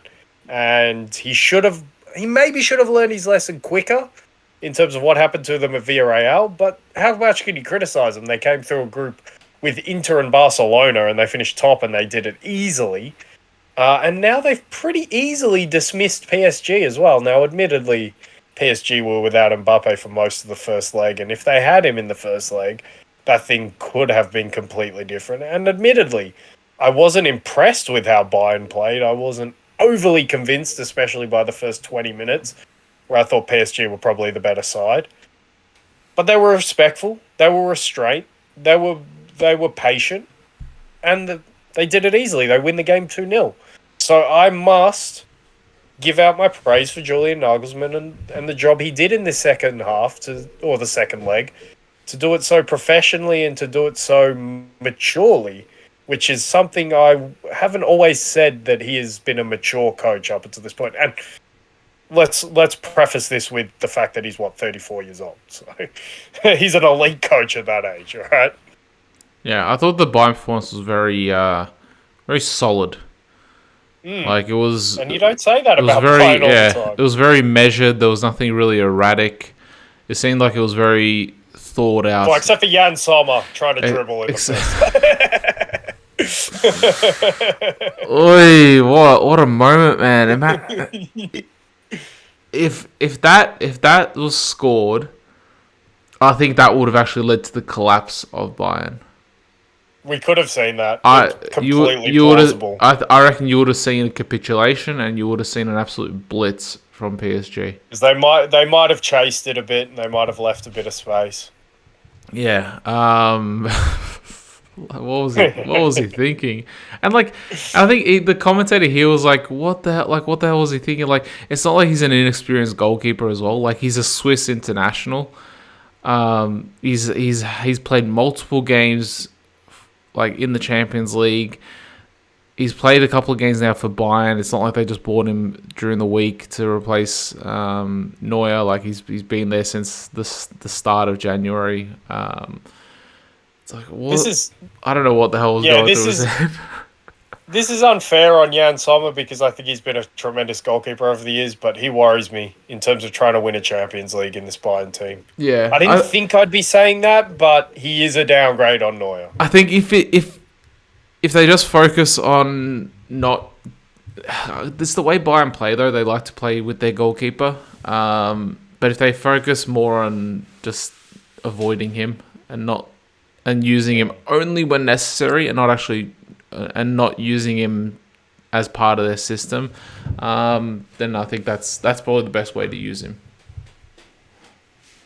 Yeah, I'd agree. And also, we've glossed over this. I don't think we buried the lead, but I think this might become a bit of a story. And it was a bit of a story in the lead-up. Who was missing from the Bayern Munich team, or the starting 11? Who's the big one, do you think? Sane? In the defence? On defence? Mane was an interesting one as well. Sane. Well, Mane's still coming back from injury, so like... Yeah, but this was a huge game, so yeah, but I still he must really not be ready. But he's had a few weeks where he's been trying to ramp up, so I would have thought they'd have got him ready for this game. And Choupo-Moting scores the first goal, we must say, as well. Scored 2 goals, technically. I reckon that first one was... It was a little bit hard done by on that first one. Just because, like, Muller stuck out a leg, but he didn't touch it. Like, then apparently... Yeah, that was... Yeah, you're right. That was an odd one. He's affecting... I think like the way they interpret it is like he's done enough to affect the goalkeeper's decision. Yeah, I'm not with them on that. If that's because you know all right, you know those ones where like you in swing the ball onto the back post and like, but like but Choupo-Moting already headed it. I know, but like the goalkeeper still probably might have been expecting Muller to touch it, and then Muller doesn't touch it. So, maybe. And I think it was close enough to his foot to have enough of an effect on the goalkeeper's decision. But like, even so, Choupo-Moting he gets his goal later on. I think 5 minutes later or something, through a Verratti mistake. Oh boy, my goodness! And you know what? Apparently, the 17-year-old centre back's been killed for that. That was 100% Verratti. He had time to get rid of that ball. Yeah. There was an easy crossfield switch that he had, and he never played it. And then he tried to turn, and it was like, "You're dead now." But I think he could have even played it back to the centre back, or he could have played it back to Donnarumma. Probably could have. Yeah, he had 2 options. Although we saw what happened with Donnarumma against Real Madrid last season. Yeah, but you know what? After watching this game, I'm just thinking like, PSG are never going to win a Champions League with this midfield. Well, we'll touch on that, but you've glossed over my question of who was missing in the behind defence. In the defence, well, De Ligt played and Upamecano. He's not there permanently yet. He's not there permanently. He came on later in the game. De Ligt, but no João Cancelo. Oh yeah. I remember, and I saw something. Middle of the week that he's had a falling out with Nagelsmann. Well, apparently. I think to paraphrase the quote, I think Nagelsmann was asked about his team selection, and I guess João Cancelo comes up, and Nagelsmann pretty much said in the press conference that he wasn't going to be playing with João Cancelo because he's not used to playing as the right side of the defence, I guess, for Nagelsmann or whatever he wants him to do. So basically, he's no use for me. And so, no doubt Cancelo's taken offence to that because, I don't know, I don't want to do the thing, but we do it with the French all the time. So it's about time the Portuguese copped it. The Portuguese are petulant, aren't they? João Felix, Bruno Fernandes, now João Cancelo. Ronaldo. Ronaldo. No doubt he's taken this as a slight. So, I don't know, watch this space. But if João Cancelo can't make it at Bayern, he's pretty much exhausted most of his big clubs. I know you've said maybe Real Madrid or Barcelona. You said Barcelona, in fact. And that might be an interesting one. But, man, to already fall out when you've gone on loan to a club because you've fallen out with your previous manager. It's absolute madness. But, yeah, that's a little storm in a teacup there. Watch that space. The other one as well. Yeah, go on. Would you have trusted Cancelo up against Mbappe? I don't think I would have. Not the form he's been in. I still think on form, Cancelo is probably a better defender than Stanisic, but he's not on form. And Stanisic, you kind of know what you're getting. You're getting your steady Eddie. You get someone who's dedicated to his role and his position. So, yeah, I think that's a valid point. But to not play him at all, so that's kind of crazy. This what he's been brought in for? Well, I think Pep. We can look back now and say Pep was probably right to get rid of him. Well, he's still on his day. He is one of the best fullbacks in the world, and I still have a revoked world-class status from him either because let's not forget what he was doing last season. But before we go away from Bayern, because I know you're itching to get to the PSG subject, but just a little thing to flag as well. I didn't flag it in the preview, and I should have, but I thought it was interesting that Nagelsmann chose the Choupo-Moting-led attack over the Mane one. Yes, we have our concerns whether Mane is fit or was fit enough to start the game. Maybe that was just the case. But when you bring in Sadio Mane to lead the line, he's definitely not the same player as Choupo-Moting, so your whole attack and the whole approach to attacking changes. So that is one to watch this space going forward for Bayern as they try and win the title, because that still isn't wrapped up, and as they try and win the Champions League. What kind of front line does Nagelsmann want to play with? Does he want to continue with this Choupo-Moting-led front line, which to this point has been pretty effective? I know maybe they should be doing better in the league. Or do you want the potentially higher ceiling of having Sadio Mane in your team, but your whole attack changes? So, I don't know. It's an interesting conundrum he has to face going forward. Well, if you have Mane in there, then it's pretty much the same three players playing up front, like in Coman, Mane, and Sane, for instance, or Gnabry. You put him in there. So I guess maybe Mane just comes into the left, and you still play with Choupo-Moting. At least Choupo-Moting gives a little bit of difference in there, in that he's the big man up front. So at least he gives you that an aerial threat as well. Even though Mane is good in the air as well, but yeah, it gives a different dynamic at least to the attack. But then if you play like the three with Mane in there, at least those three can interchange. But I don't think that if Mane didn't get injured, I reckon Nagelsmann would have worked on that, in that those three start to interchange and positions. But since he got injured, this is the, to use your phrase, more of the steady Eddie attack. Yeah, this is. Yeah. This is the higher basement, lower ceiling compared to the lower basement, higher ceiling. Yeah. And I agree with every point you just made. So, yeah, I'm ready to go to PSG if that's where you want to go. Oy, PSG. I lost my stock. Admittedly, I didn't buy that much stock, but it's gone. All the money from that is crushed. They remind me of a World Cup team. Like, it's just a bunch of individuals just put together for a couple of weeks, and then here's some basics of how to play.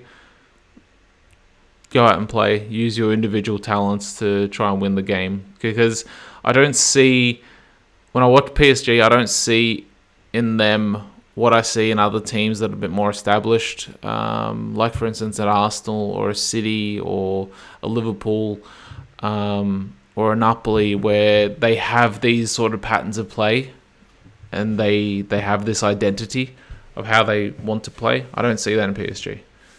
I see randomness. Fine, because I'll point you to another team who I see randomness in. I'll point you to two, Napoli and Real Madrid, and I think they're probably our 1 and 2. I don't see as much randomness in Napoli and Real Madrid. I don't Maybe see not it. as much. Here's the problem. Here's the big difference, though.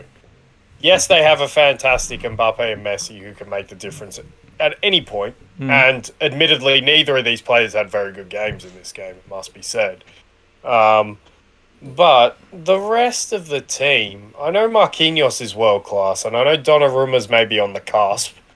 But the rest of the team is pretty poor, except for wingbacks, obviously. And to Galtier's, not credit, because they're out and they were convincingly beaten over two legs, but to his defense a little bit, I think he was getting the balance right.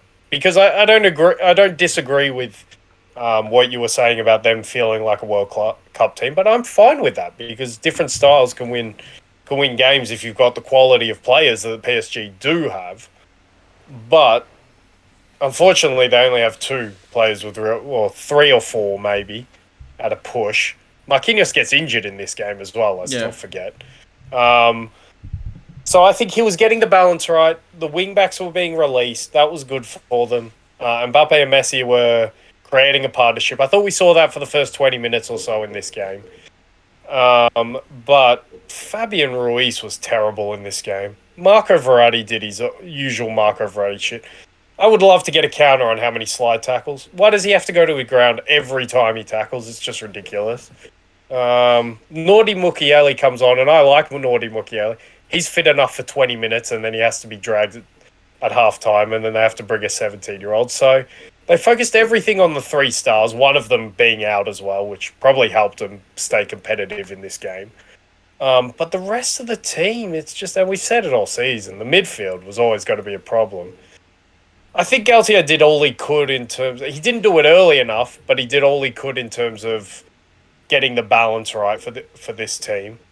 And yeah, I get your points in terms of definitely intensity when you compare it to other teams. That might be because they play in France. That might be because they have always two, if not three players who aren't going to work particularly hard against the ball. So how can you play intense football like that? Even Real Madrid to the point. Even Vinny and Benzema will at least run a little bit when they don't have the ball. And they understand where to be when they do pick up the ball. So, look, in terms of the style of football, I somewhat would prefer to see PSG have come through this tie over Bayern. I prefer when players are the difference makers and players are just put into positions to be reactive and to make the difference. And I don't mean reactive in a bad way. I just mean, where's the space? Where can I exploit it? Where can I hurt the opposition? And how often can I hurt the opposition? I like it when it's like that. Personally, because I think seeing players like Messi and Mbappe have that sort of somewhat freedom, I'd love to see them work a little bit more against the ball. There's no doubt about that. But just to have that freedom to go and affect a game, because I want to see the individual talents come through at the end of the day. Because, yeah, I like system football. I'm a coach at heart. I like good tactical football. But sometimes the best tactic is put your best players on the pitch and they decide the game for you. But yeah, I think the squad wasn't built well enough around those players.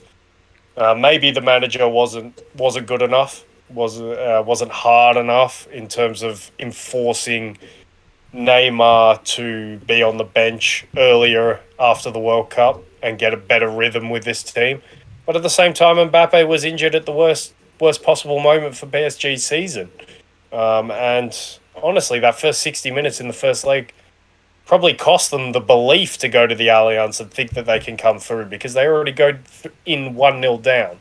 So, be interesting. So many questions. If you thought you were sick of the transfer talk with Harry Kane, obviously there's an easy one to go to here. I believe Marca, the Spanish paper, already put out their headline about you can't win the Champions League at PSG, basically, with a picture of Kylian Mbappe. So that's really obvious. The Messi one's interesting because I believe he committed or did he sign a new contract to the end of next season? I'm not sure. Yeah, I thought that was the talk after the World Cup. If he does stay, I don't know, weird one. And Neymar's there till 2027 apparently. So what the hell are you going to do with him? No one's going to want him. My God. So, man, the next few years could be very bleak for PSG if Mbappe leaves. You know what Honestly. though? What PSG are lacking the most. I've been saying it for a while. They need a midfield. They need to Verratti isn't cut out for it. Like he's decent, but if they're gonna sign, okay, what three midfielders would they need to fix the issue? Because they need a new midfield that to just connect everything together. Because that's I see it. You know that picture of the horse drawing. The head and the ass are perfectly drawn, but the body is. I don't know what the hell the body is. That's been lacking for the last couple of seasons. Didn't they have one Aldum? Yeah, and he would. Is he injured or did he get sold?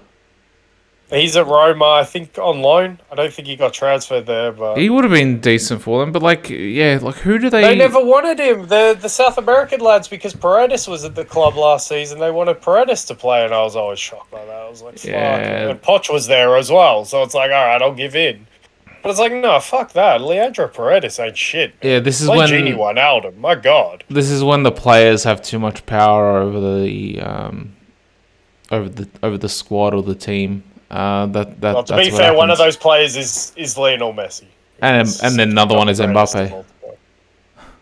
I don't think Mbappe's a bad influence. Yeah, Mbappe, look, that whole thing about his contract is overstated. I keep saying it. And we all acknowledge now that Mbappe is the best player in the world. If you're working with the best player in the world, he has say on what happens at the club, and he at least gets to know what's happening at the club. So the fact that they just put it in writing, that's all that happened. But just quickly, who do PSG bring in to that midfield to make it? Well, they can pretty much bring in anyone to make it better, but who should their focus be? Look, honestly, And who's actually available? I think the Verratti point is good in terms of they need an upgrade there. I think if Kimpembe is fit and if Marquinhos is fully fit, I don't think they need to use Danilo as a centre-back in this game. And if Mukiele's fit as well. And then they can put Danilo as a screener, who I think would be quite good in that holding midfield role, especially in front of a back three where he doesn't need to be awesome. And then I think Vitinha is pretty good. He should have scored from the Sommer mistake. But I think he's okay. He's functional. And Fabian Ruiz, he's the one who disappointed me the most because, honestly, him coming from Napoli, I thought, yeah, they've got a decent upgrade. He's not world-class or anything like that, but a decent upgrade in midfield. And he was terrible in this game. And I don't know, maybe he is just terrible. Maybe he just hasn't been good for a while now. But I don't know. I just keep looking at that player and think the ceiling of that guy is a pretty good midfielder who is between him, Vitinha, and Danilo. I think that's good enough given what you have in other areas of the pitch. So I think things conspired against him a little bit. And it's weird because I was completely with you in terms of, and I still am a little bit in terms of that midfield not being good enough. But it's probably only one player off in terms of an upgrade on Verratti or more depth there. And now maybe two players off with an upgrade for Fabian Ruiz, who hasn't, for me, panned out the way he probably should have from his move from Napoli. In terms of who those players are, I keep saying it, João Paulinho would be a good one from Fulham. I keep throwing his name out, but PSG could no doubt go and get him. And I keep saying this one as well, Koopmeiners from Atalanta would be a nice piece in that midfield as well. So you know who else would be maybe good? Maybe if you want to go and keep stealing off Milan, you could go the Tonali route as well. Yeah. So, but go on. You know who else could be an option? Kovacic. Who? I know he's 30 or he's going to be 30. If they don't straighten out his contract, Kante as well, yeah. But because I think with Kovacic, apparently there was rumors that apparently Man City could be in for him. So that's an interesting one, but I think he would definitely make that midfield better. But then you have someone that's injury prone. Exactly. PSG need more reliable players in there, and so they probably need a bit younger a profile. Yeah, and definitely more durable. Yeah, I think a Tonali would be a good shout, but they definitely have, they definitely have the money to go for a Tonali or a Paulinho. I hope Tonali doesn't move, especially not knowing what's going to happen at PSG over the summer. Hell no. If I was a player, I would be staying well away from PSG until I know what Kylian Mbappe is doing. If he's staying there, great. I'll go and play with Kylian Mbappe. But if he's not, I don't know what PSG will be without Kylian Mbappe in the coming years. If Tonali's moving anywhere, I hope he goes to Arsenal. Yeah, I bet. Liverpool could use him.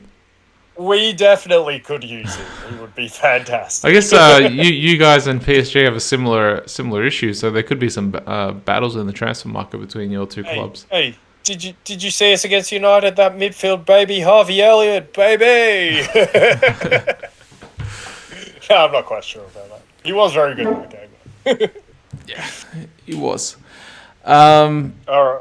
Bit of Europa League? Bit of Europa League to finish it up. We can just go quickly through the results. Do you have the results up, or...? I don't have them up. I watched a fair few of these games. I'm sure you watched Arsenal. Yeah, I watched Arsenal and I watched United. What did you think of Arsenal? I didn't watch it intently, but it looked like a fun match. It was... It was a little bit sloppy and a little bit slow, and I guess that's what happens when you... Who played? Like Vieira... A strong team. It was... Yeah, like it was a decent team. Like I guess the back four, like Kivior comes in, gets his first game for Arsenal, and he didn't look bad, to be honest. I didn't notice him, so that was probably a good thing. But I reckon he was at fault for the first goal, because I saw him cowering under the ball. Ooh, cowering, that's strong. I actually saw him going like this under the ball instead of jumping up and challenging for it and cleaning up anyone who the fuck gets in his way. Which is what Kivio's out. It's what I expect. It's what I expect from a defender. If that was Gabriel would not have cowered on the ball. He would have tried to jump up for it and doesn't care who he cleans up or who he gets cleaned up by. So that's one thing I saw, and I'm like, and I saw when I saw it the first time, I was like, wait, did I just see what I saw? And then I saw it like a replay of it. I'm like, what the fuck is that? Like, why are you cowering under the ball? Like, you're a professional footballer, and you're doing that. Like, what the hell? So that was probably his only the only fault that I'd put on him. And he's 21, 22, so hopefully it's a one-time thing, and it's not a trait. So you've just crucified the lad. Yeah, hopefully he'll listen in and take a bit of advice from someone who's never played professional football. but you know what? That I'll sort of, to go off topic. That's one argument that I hate against like certain people. It's like when they make a comment about a profession, and it's like, oh well, you never done it before. It's like, well, I don't need to have played or been in a profession my whole life or at an extremely high level to understand certain aspects that need to be done or not need to be done. So what did the great Origio Saki say? I didn't know you had to be a horse to be a great jockey. I'm paraphrasing. well, there you go. He's basically saying the same thing. Yeah. And that's one of the greatest managers of all time. So there you go.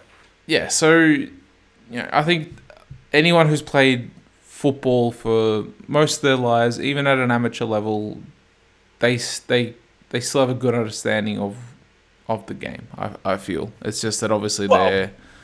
Some do. Some more than others. I will say. Some like people's opinions aren't worth the paper that they're written on. Hey, even some professionals' opinions seem like absolute trash. So it depends on the individual. Let's put it that way, and whether you rate their opinion or not. Yeah, definitely. But it was, to our point, it was a strong team that Arsenal, I thought. So it was Kivior out. Kivior was in. Who was in goal? The American was in goal. And he's not too bad. He's He did all right. He did. He's okay. He's not too bad. He's probably and what? No Partey as well. No Partey, but you have Jorginho in there who wasn't really too bad. Did all right. Vieira came in for Xhaka. No, or Odegaard. No, he came in for Odegaard. Yeah, he came in for Odegaard. Yeah, he came in for Odegaard. And then Odegaard and Reece Nelson on the left with Martinelli. Which he should be rewarded for his goal and assist on the weekend. But we're missing Trossard, missing Nketiah as well. Like he has some kind of injury. So like we were lacking probably options in the front areas to bring on to give Saka a rest, to give Martinelli a rest.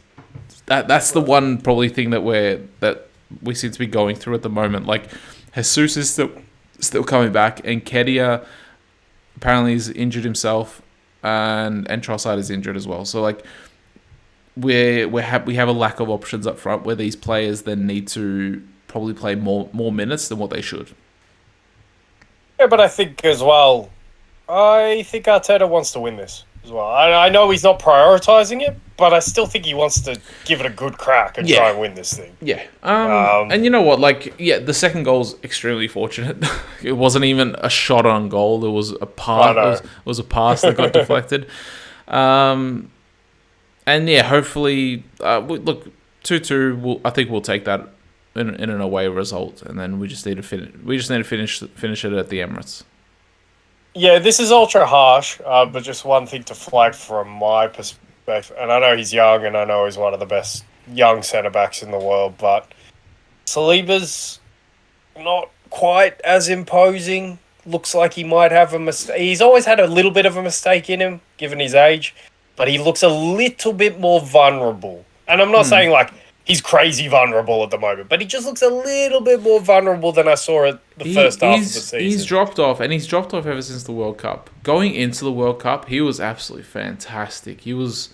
Yeah. You wouldn't have said this before the World Cup, and I reckon that month of not playing any football, I think he only got 20 minutes in one of the games, or 30 minutes in the Tunisia game, I think. Yeah. Deschamps never trusted him. Yeah, like that month of... you're all right. So you're going into the World Cup as probably one of the most informed centre backs in the world. I think we can agree with that. Yeah. And really, like, who was ahead of him? Like, Varane as well was going in form. No, I totally agree. He should have been ahead of Upamecano. Yeah, exactly. So even Konate should have been ahead of Upamecano. So that might have, that plus not playing any matches and only training and being around the team.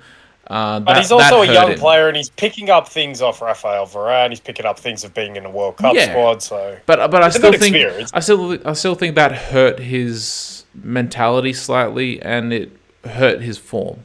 Definitely hurt his form. Possible, but he might need to get back up that notch if they're gonna see this thing home in the Premier League. But just one to flag. Yeah, I've noticed. I don't know if you had. It. Yeah, I don't know if you have much more to say about Arsenal. If you want to not really. Take us to something else that caught your eye from this morning. That was an okay game. United bounced back, 4-1 winners against Betis. They did look. I don't know when Betis got their goal. First half. Yeah. But second half they were rampant. They out-intensified. which is something you can't say for the Liverpool result. Well, they were rampant against in the Liverpool game. They took a page out of Liverpool's book for the second half. They did. But yeah, Betis couldn't cope with the intensity. No Borja Iglesias. No, they had to bring on Sergio Canales off the bench. They had to start with 1-year-old Joaquin. Crazy. Is he still playing? All right. He's still playing. Dude. I was watching during the World Cup. I was watching the highlights of the 2002 World Cup. He was playing for Spain in the 2002 World Cup. I remember. Unbelievable. Man, I remember playing remember FIFA 08? I think that was like the first next gen FIFA that and I remember always putting him in the Spain squad when I'd play with Spain. Like in FIFA 08. That's 15 years ago. I know, man. Jeez. He's been playing forever. Forever. Yeah. I thought Betis were decent in the first half, and it was the old problem of United not being able to control games, and Betis got their foot on the ball. But second half, man, they just couldn't keep up with the work rate of United. And to be fair, United, especially with Rashford in this form, are clinical when they get chances, and then other guys dropped in on the act. So yeah, they have to be happy with that bounce back. It's interesting how I don't know. This like round of 16 hasn't thrown up that many juicy clashes. This on paper was maybe one of the juicier, and I think this showed you the difference. Once you get beyond Real Madrid and Barcelona and Atletico in Spain, then the other teams can't stand up There's a to big enough the drop. top six. Yeah, the Yeah. top six in England, they can't. I just don't think they can compete with that because Betis is still fifth in the league and by all intents and purposes challenging for top four. So, and then another team. I don't know how much more you had to say on that one. If there was anything else, Nah, not really. Like but United. yeah, the other team.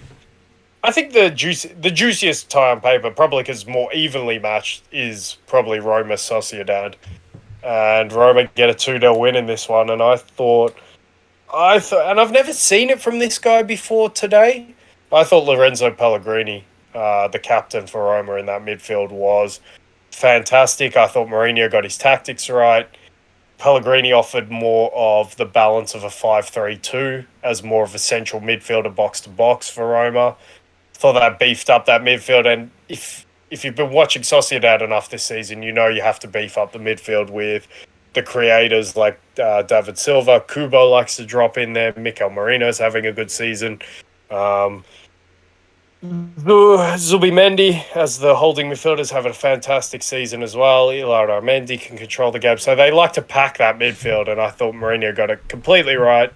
Dybala hits on the or he doesn't score, but he starts the counter attack for Tammy Abraham.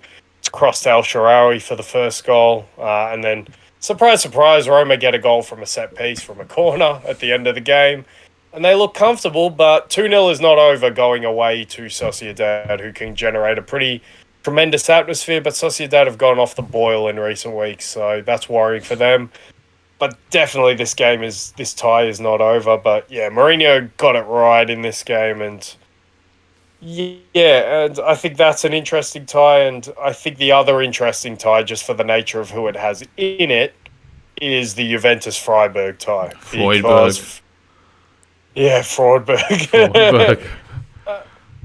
But honestly, Juve, you would think, another team who might be interesting, we'll get to it in a minute, but Juve, you would think, have to win the Europa League to get into Champions League next season, don't you think? Yeah. I don't think they could claw it back after losing to Roma on the weekend. So every Juve game and the fact that they're probably the most desperate for this trophy makes their games interesting. And will 1-0 be enough going to Freiburg? I don't know. I think they would have liked to have been a little bit more comfortable. I think Alexandra picked up an injury. I'll be interested to see what happens to him.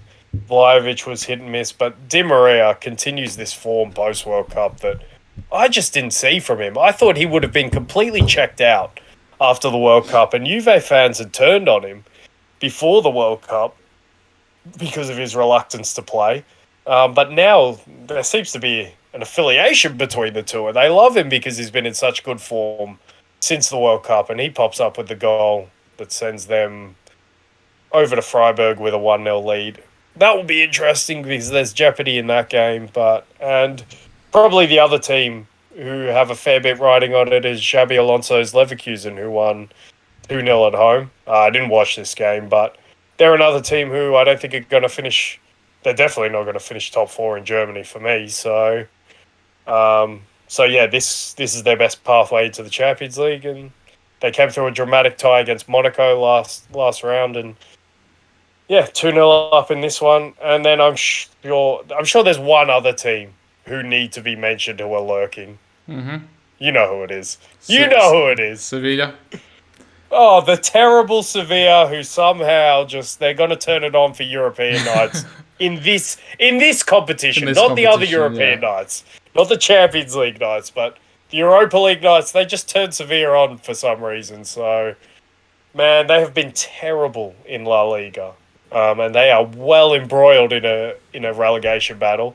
Sampaoli might lose his job as the second Sevilla manager to lose his job, but this competition just does it for them. So they're always a threat in this competition. I don't care how they're playing, they're just always a threat. Yeah, I wouldn't. Oh wow, they're 17th. Man, they're terrible. And there was okay. Ooh. So I was listening to the football. What one was it? The Totally Football show, the On the Continent one, or the one that they do with the European roundup. And the Spanish guy on there was talking, because this season, this is what made me think of it. This season, there's a very real possibility that we might lose Sevilla and Valencia in the Valencia. same season. Holy shit, Valencia! Yeah, they are both struggling.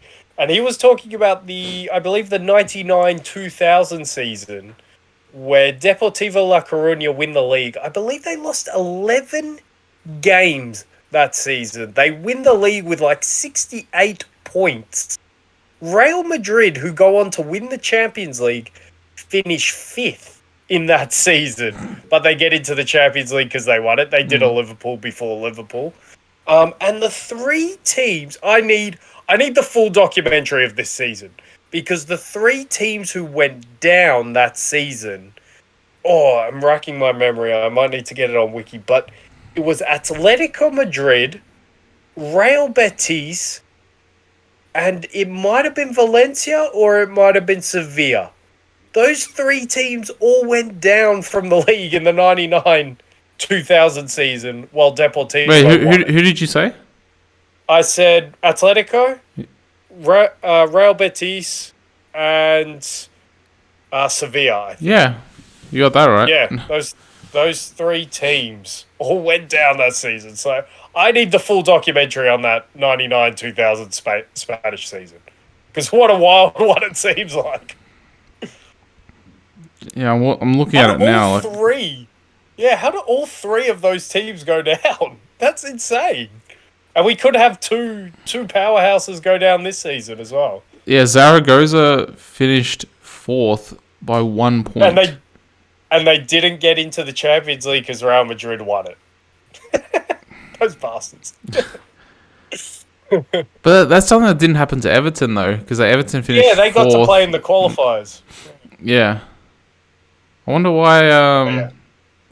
qualification to UEFA Cup first round. That's what it says. Yeah, I don't know. But I need, please, somebody tell me what happened that season.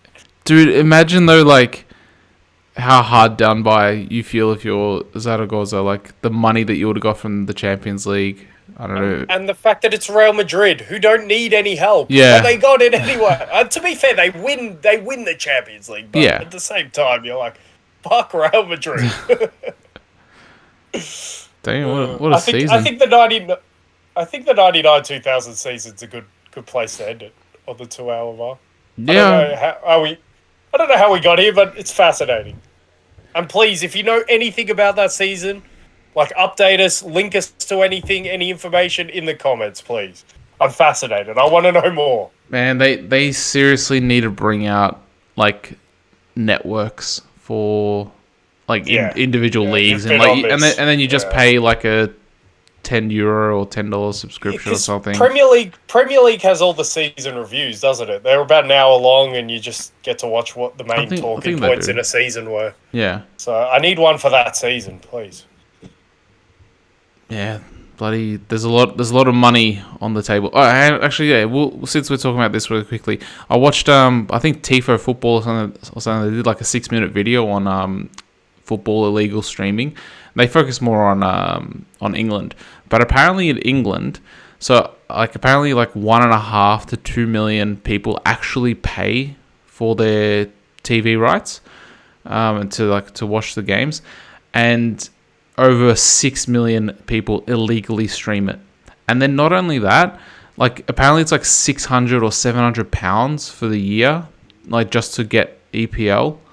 Whereas, if you're in... And apparently you don't even get all the matches, because, you don't. Arsenal haven't been shown in the recent weeks. Yeah, and the Liverpool... pods I listen to... Liverpool Wolves as well. But Liverpool it's Wolves a fucking disgrace. Yeah, It's a disgrace that they make you pay for three. So it's Amazon Prime, BT Sport, and Sky That Sports. too. That too. You need to try and pay for all three of them, and then you can't even watch a team going for the title. How do they justify it? Whereas like all across Europe, like Germany and Spain, they all over have here as well. But like, can watch anything. but here, I was telling you at the start of the season, the subscription that I got, it's like I think it's like €9.70 a month, and I get EPL, La Liga, Champions League, Serie A, Liga 1. I get NBA with that as well. Like I think I get one of the European basketball leagues as well. Like I think I get like water polo. I get so much for it, and I'm paying €9 a month. Whereas like these guys just for EPL, like you said, like they need to pay for 3 different subscriptions. Like it, and just to think, like so it's pretty much like a 3-to-1 people of illegally streaming to legally streaming, and they can't see how much money is being lost. Like just start your own like Netflix type service, $10 a month, or like 15 if you want to, like what Netflix do, where like you like up to 4 devices or something like that. Like make it $20 if you want to have it like on multiple devices. Fuck or whatever. that. Make it $1 a month. These people don't. Football doesn't need more money. Fuck that. Make it accessible to people. See, this is where you then get into player wages, because apparently the players players don't need more money. Players don't need more money. But players get 80% of the revenue that's coming in. I don't care. Players, I don't need to give like I said I think the other week, I don't think any footballer should be paid more than £100,000 a week. I don't think it should. Like, how do you justify that as a footballer's value to society is €1,000,000 a week? No one should ever be worth that, especially for something as trivial as football. It's ridiculous, man. These top-level footballers don't need more money. I know that doesn't apply to every level. I know there are lower levels of football, and they are trying to graft away and earn a living. But these guys at the top level, they don't need 80% of all this money. And first and foremost, we don't need all this money being pumped into the game. Make it fucking free. Give people access to football. It's ridiculous. And that sort of leads into like something that Zlatan said, like, and like it's the same in Australia. Like to play for an NPL club, you're paying like 2 to 3. I think for some clubs it's like $5,000 for a junior, like for under 14 or under 15 to play. Zlatan was saying in the US it's like $3,500 for like one kid to play. Like it's insane. And you're closing yourself off to the most important demographic. Yeah, like the underprivileged that only play football. Like they're not doing anything else. They're only playing football, and it's their way of, I guess, getting out of that. They're hungry. Yeah, they're hungry because they need it. They need it. They don't just want it; they need it. Yeah, but even so, even you saying 100,000 a week, like, dude, people make so that. People are lucky to make that in a year. I know, that's so much money. Even before tax, even once you tax it, it's still over £50,000 a week. That is so much money. Crazy. Hey, I agree with you. Surprise, surprise. And we're look, like, on this pod and we're agreeing with you. No, look, I agree with you. And like I think on TalkSport, someone like an army vet rang in, and like he was saying, like, how are these guys making more in a week than what I'm making? And like I'm protecting the country, like doing all this stuff. He's like, this guy's actually putting his life on the line to, like, you know, protect freedom and all this stuff. I'll point straight to teachers and nurses straight away.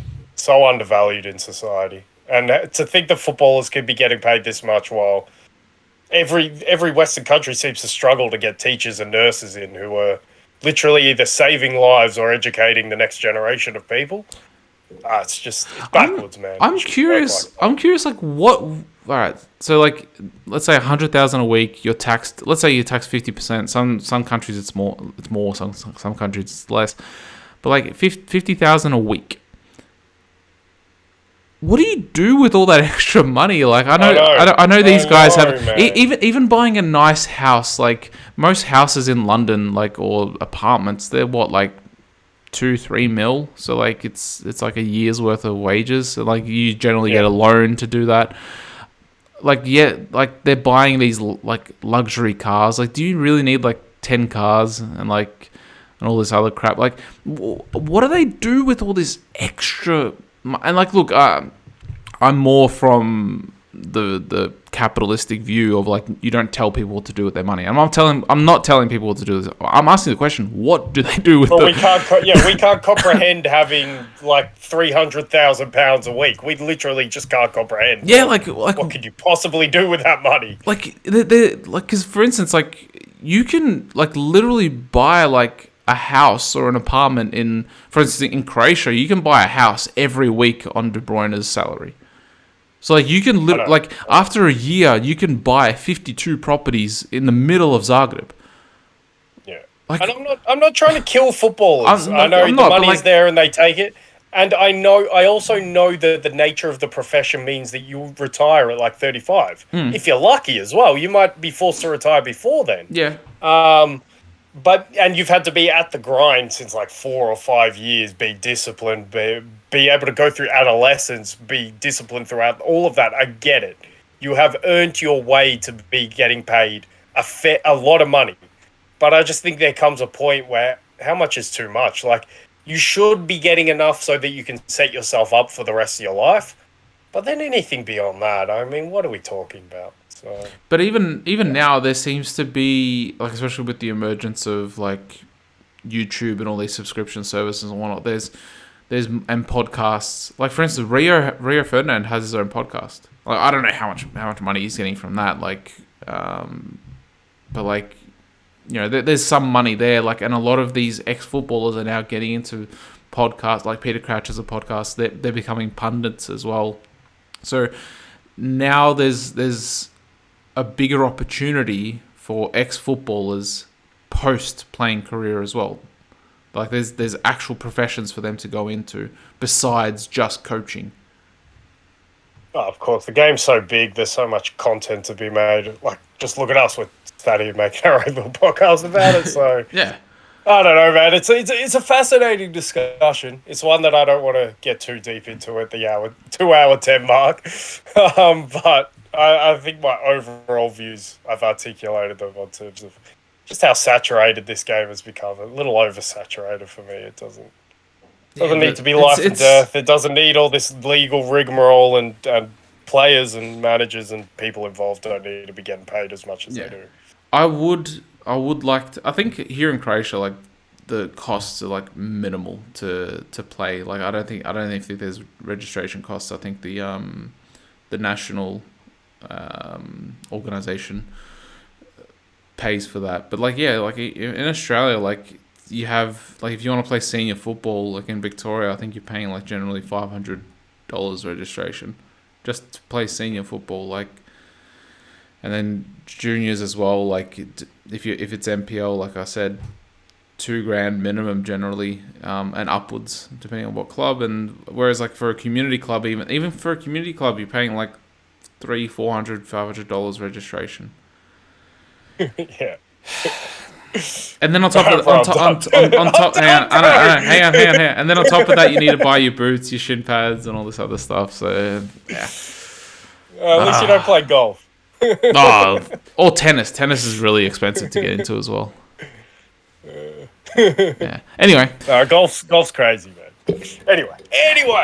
I'm not getting into golf. Yeah, when maybe we'll have, maybe once the season ends, we can talk about the finances of football in a little bit more detail, rather than at the end of a 2 hour podcast. Well, yeah. To be fair, we didn't have much to preview this weekend, so we might have the next pod. There might be some space open for random conversation. Maybe, but we still went 2 hours. Like football related, but random. We still went 2 hours on 4 games, plus a little bit of Champions League action to talk about. Yeah, bloody Conte. Anyway, man. To everyone listening and sticking with us for 2 hours, make sure you like, subscribe, and all that good stuff. Should have said this at the beginning. I think apparently it works better for the algorithm.